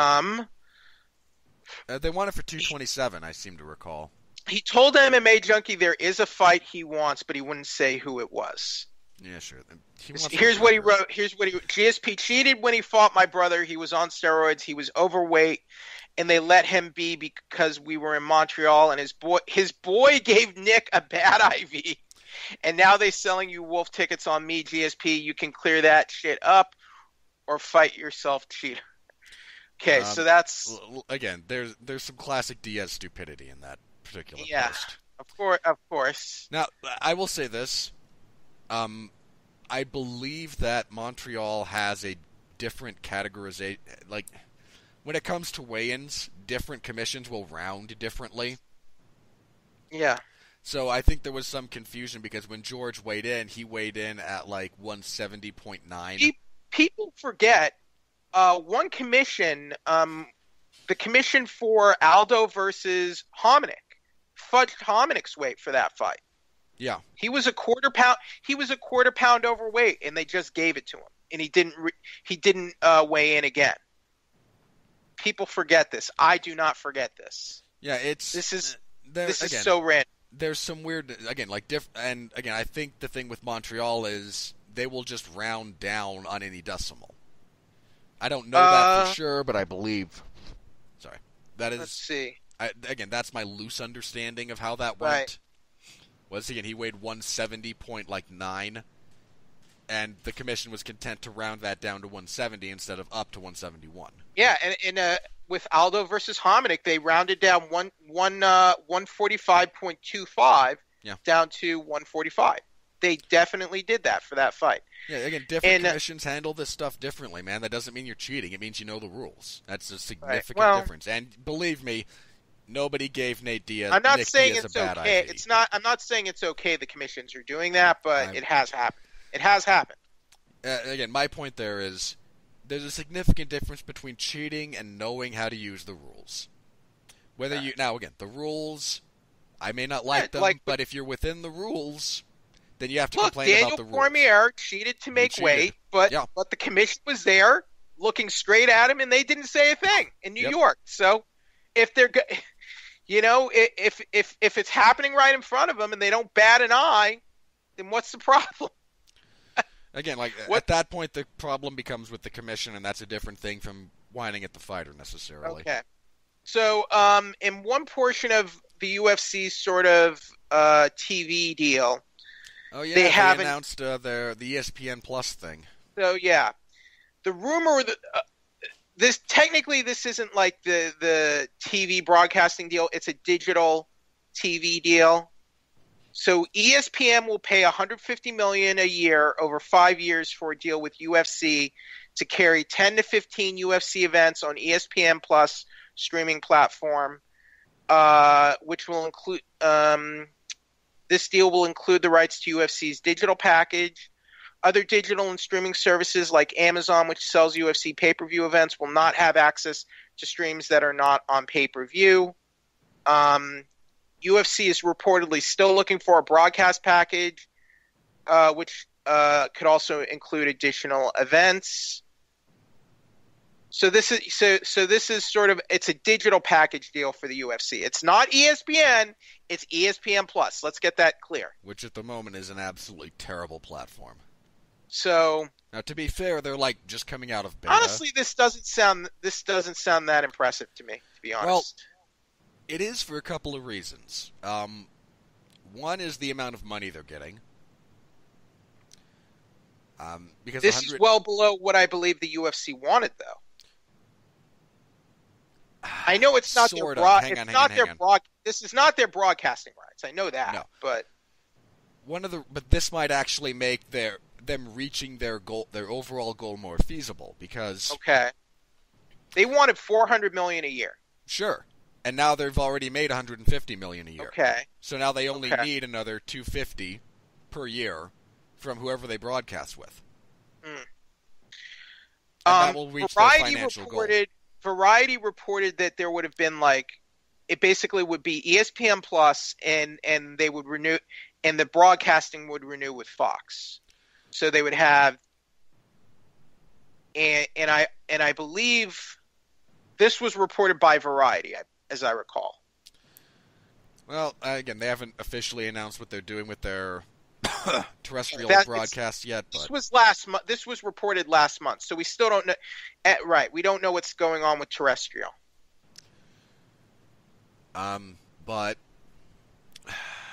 I'm leery about this. But there's only so much that you can say positive or negative until this actually gets rolling. It will go into effect. January of 19. I'm going to say this. I was skeptical about Fight Pass at first, but overall that worked out well for the UFC. Yeah, so far, assuming that they're still willing to. There have been some rumors about the ESPN Plus having just another, because ESPN Plus is $5 a month. I think it's $4.99. Mm-hmm. And for an additional $4.99, they will also give you access to Fight Pass. Was something I've heard. Again, this isn't confirmed, but something I've heard that's has been discussed, which would be a really good deal, all things considered, because Fight Pass. So here's what Variety reported on April 17th, 2018. Fox, which currently pays $120 million per year for UFC rights, would be willing to see that number increase to a little more than $200 million. So apparently Fox is wanting to renew with UFC for $200 million a year for the TV. So we'll see. We'll see what happens with that. We still don't know. And if they can get that closer to like 225, then if they wind up doing like $375 million per year for broadcast, both streaming and terrestrial, that's close enough to the $400 million. Here's my feeling, though, Robert. ESPN doesn't want to really commit to the UFC. They'll put it on the digital, but not their actual channels. They won't put it on ESPN or ESPN2, which I feel like the feeling was that way for esports for a while, and then I think once they saw how esports was just blowing up, I think they put esports on actual ESPN, didn't they? I believe so, yes. So, and then didn't I recall the head of ESPN once said that esports isn't real sports, and now they're showing esports. So, and look, anything's a sport that you can make money off of. I mean, by its definition alone, esports is sports. It's not necessarily athletic, but it is a sport. It's a sporting contest, certainly.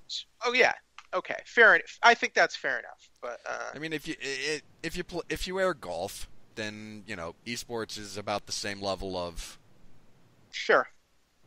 I mean, again, it's completely different in terms of physical versus mental acuity necessarily. I don't mean to insult any golfers out there.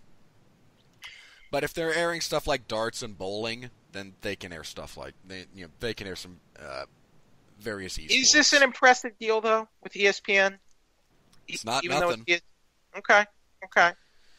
I mean, look, we all as a society, we don't quite know how big streaming is going to become in the future. I imagine it's going to wind up. I mean, it's pretty big right now. It is.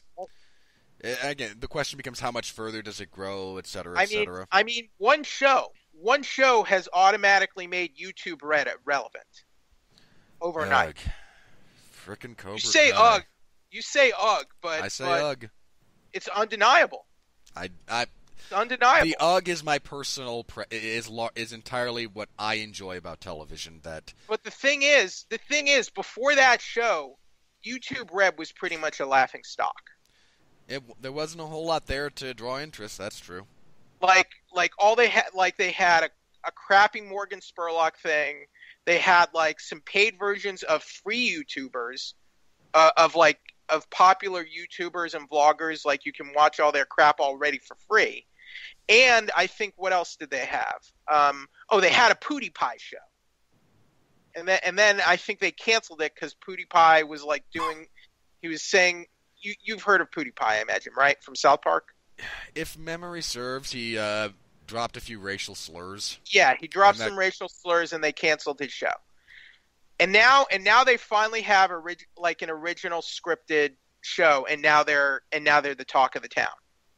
And now they have YouTube Red found its Stranger Things, basically. Yeah. And my point being that if ESPN Plus winds up becoming one of the go-to streaming services for sports, this looks better. I don't know that it will either, but if it does. But streaming is viable right now. It is. That's the point. Streaming is very viable right now. And streaming is in. We can't say this is streaming is not. It's not in. It's out of the experimental phase. Yeah. And it's still, it might not be bigger than it is now, but it's big now. We can't deny that. Yeah, it's certainly it is a non-trivial percentage of the marketplace.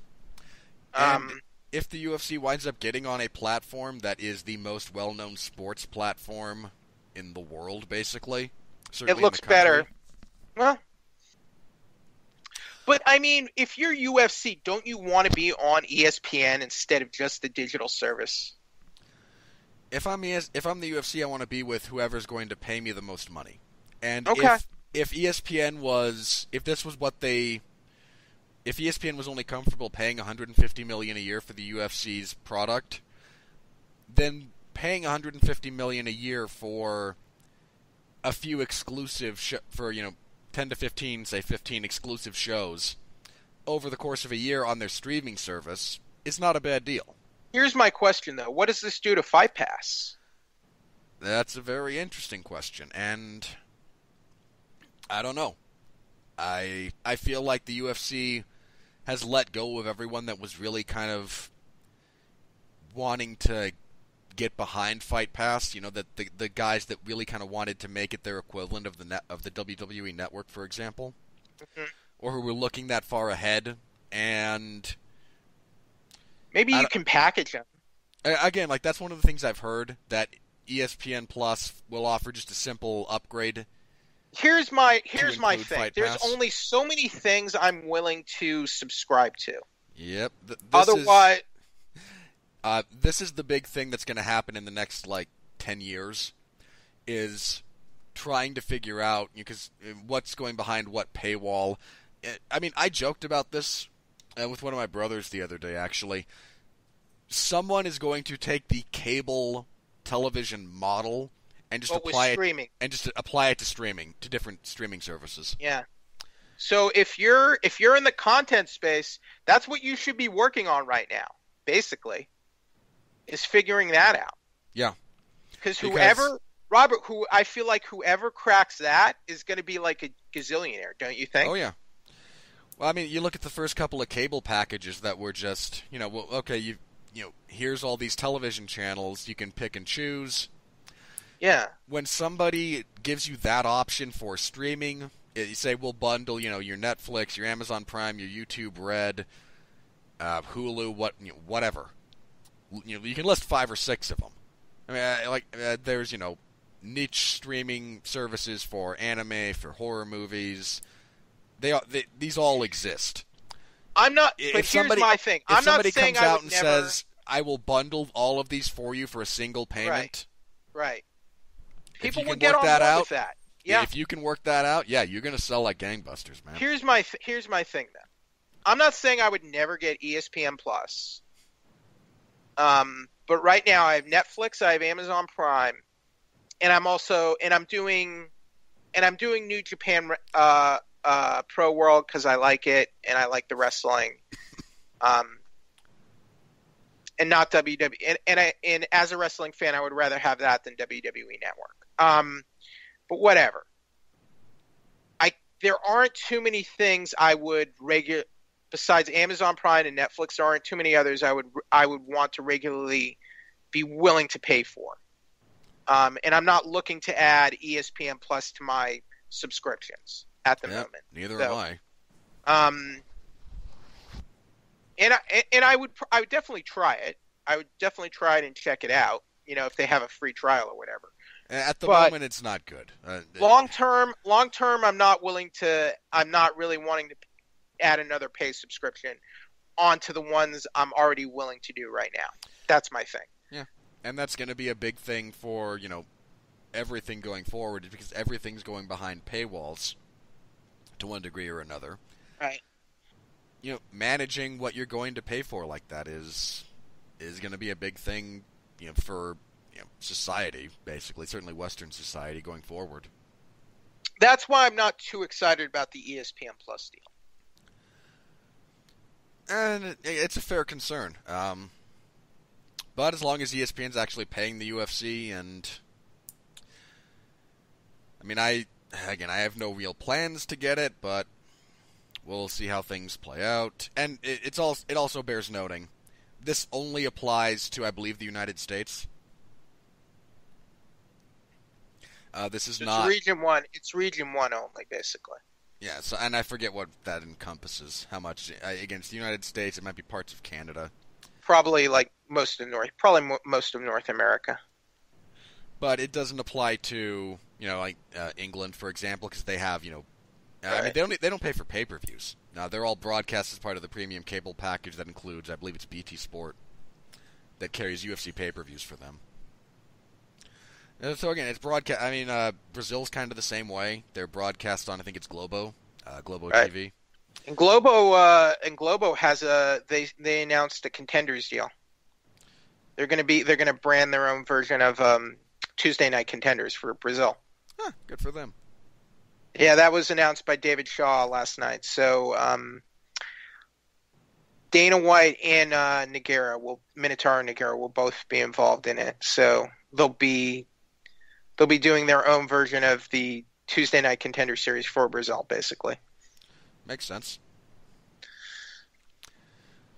So anyway, there is that. Again, I don't know how to feel about it yet, but We'll see. Once they try to get it up and running, there's a lot that we have to see how it actually plays out. Yeah, I agree. Cautiously optimistic again. If nothing else, the UFC has, partially reached their goal of what they want to make annually for their distribution rights. So that's nothing to sneeze at.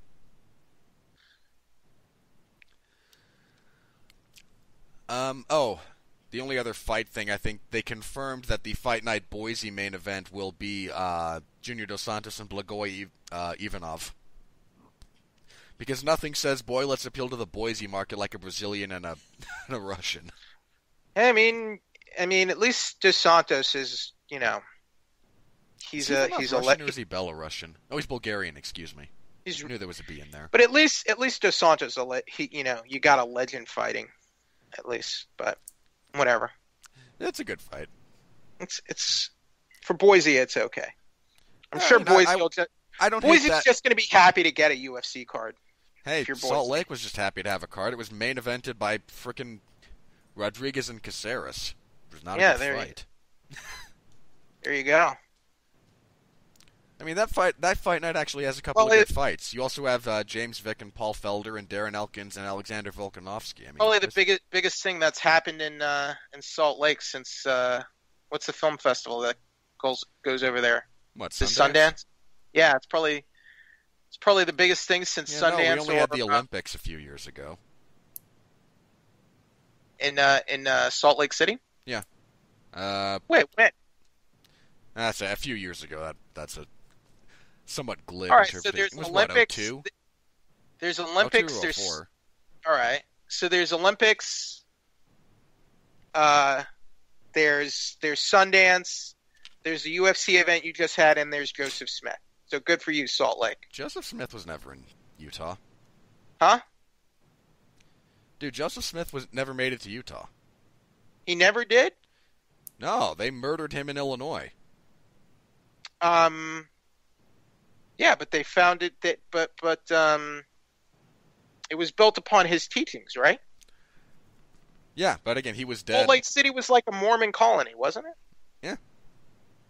Okay. So the biggest thing that's happened to Salt Lake since Mormonism. And to be fair, prior to us arriving, it was like nothing here. It was so much desert and Salt rocks. Lake. It was a Salt Lake. It was a big Salt Lake. That Jim Bridger actually thought was the ocean.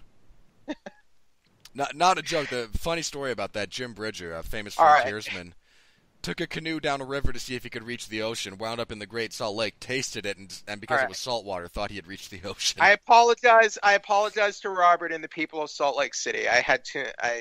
Enough of making fun of. No, really, there's nothing here. Like that's fine. No, but there's Sundance, the Olympics, and the UFC. So there you go. To be fair, that is the only UFC event that's ever been here, and it wasn't all that good. I think we turned out okay for it, but I mean, I'll always remember that night because I drove up to the airport looking for Clucky, and I nearly got him. But close, but no cigar. Because one of the judges for Rodriguez and Caceres scored the fight 4-1 for Caceres. I knew that was Clucky, And it's about a 60-minute drive from where I live to Salt Lake, but figured it was worth a shot. Random fact, but Joseph Smith apparently had 49 wives. That's... Debatable? Yes. Okay. There's a lot of unconfirmed...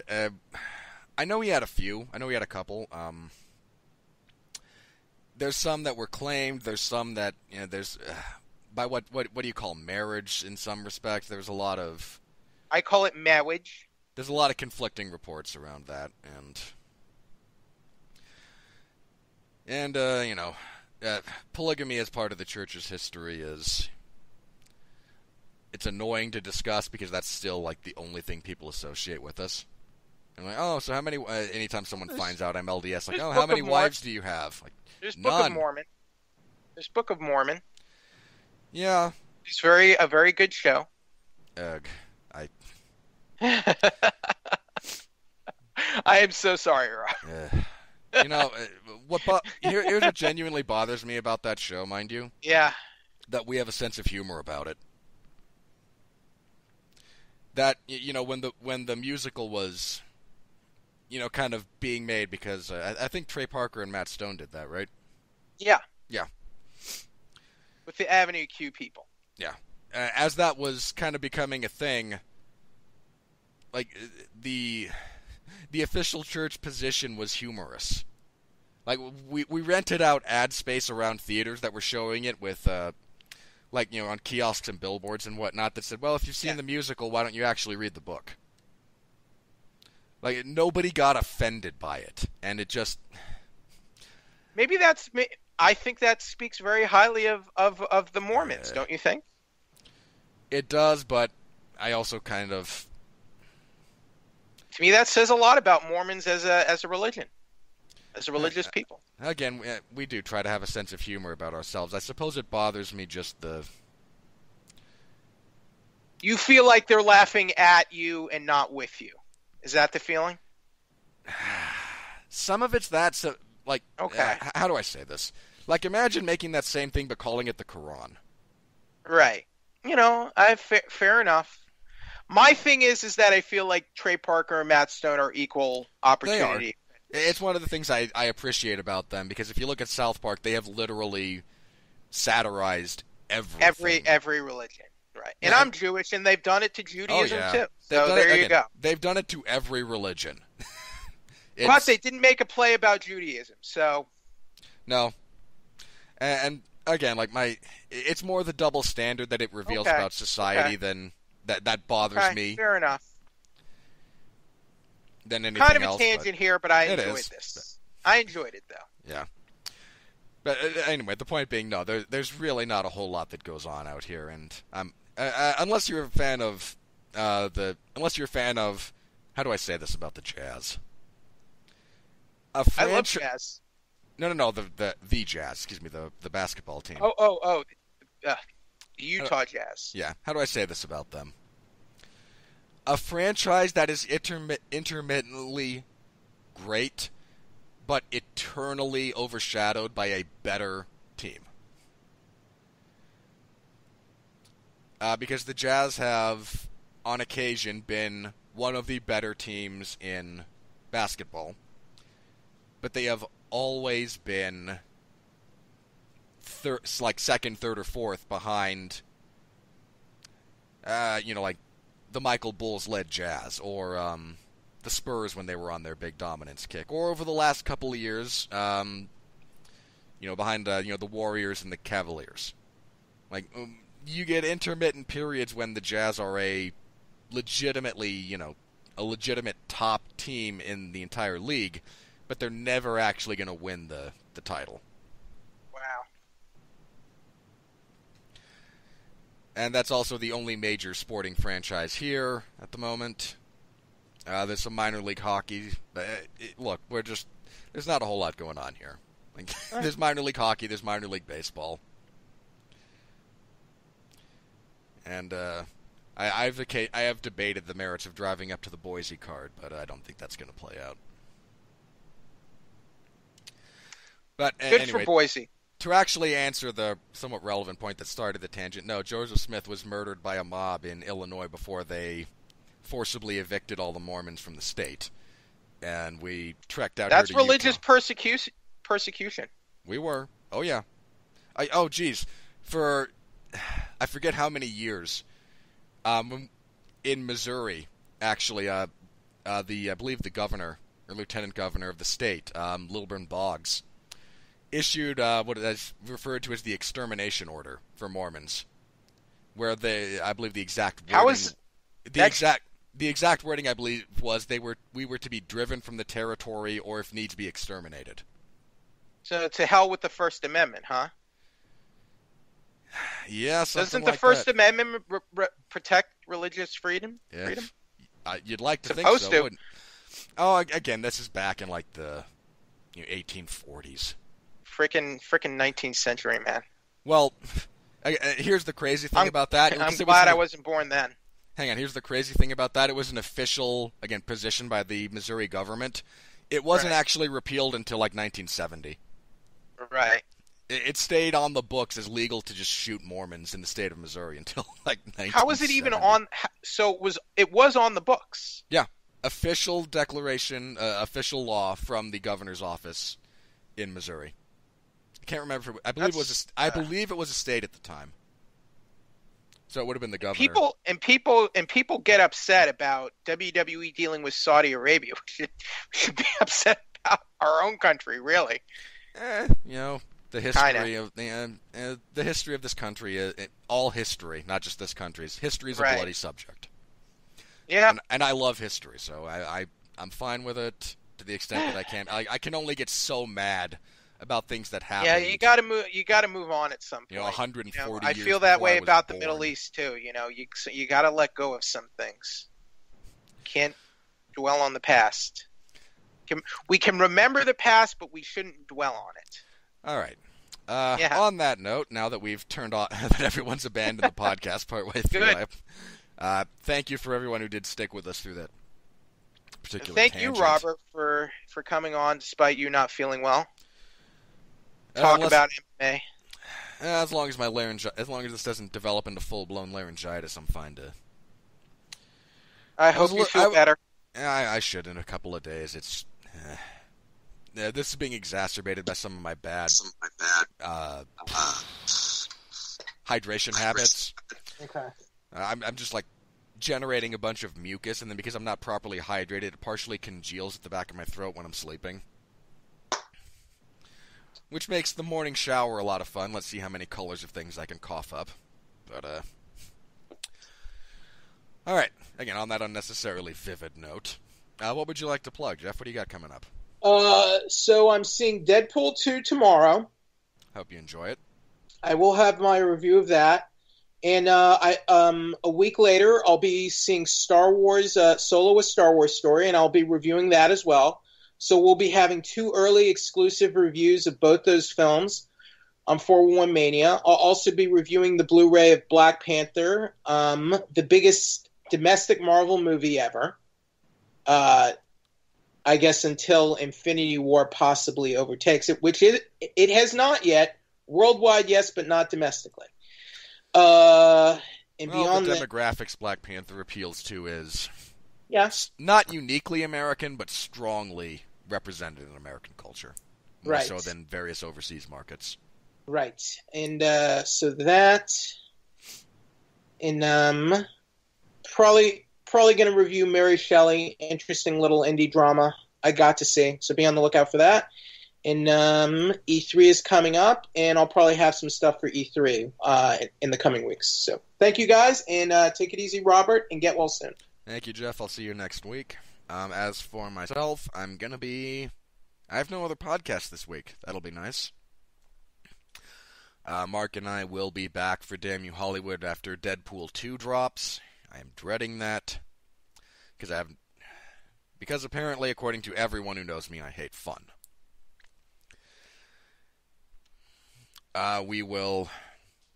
But that's when we'll be back with a review of that, so tune in for that. Next week, Jeff and I, well, at least I assume Jeff, Possibly Pat, and we'll be back. We will review Fight Night 129 and preview Fight Night 130. The UFC will be debuting in Liverpool. Again, this will take place...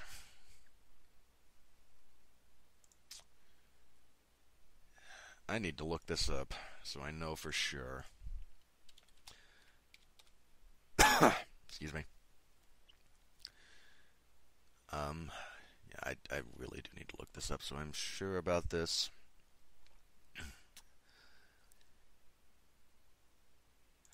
Because the promotional material for this event is not helpful.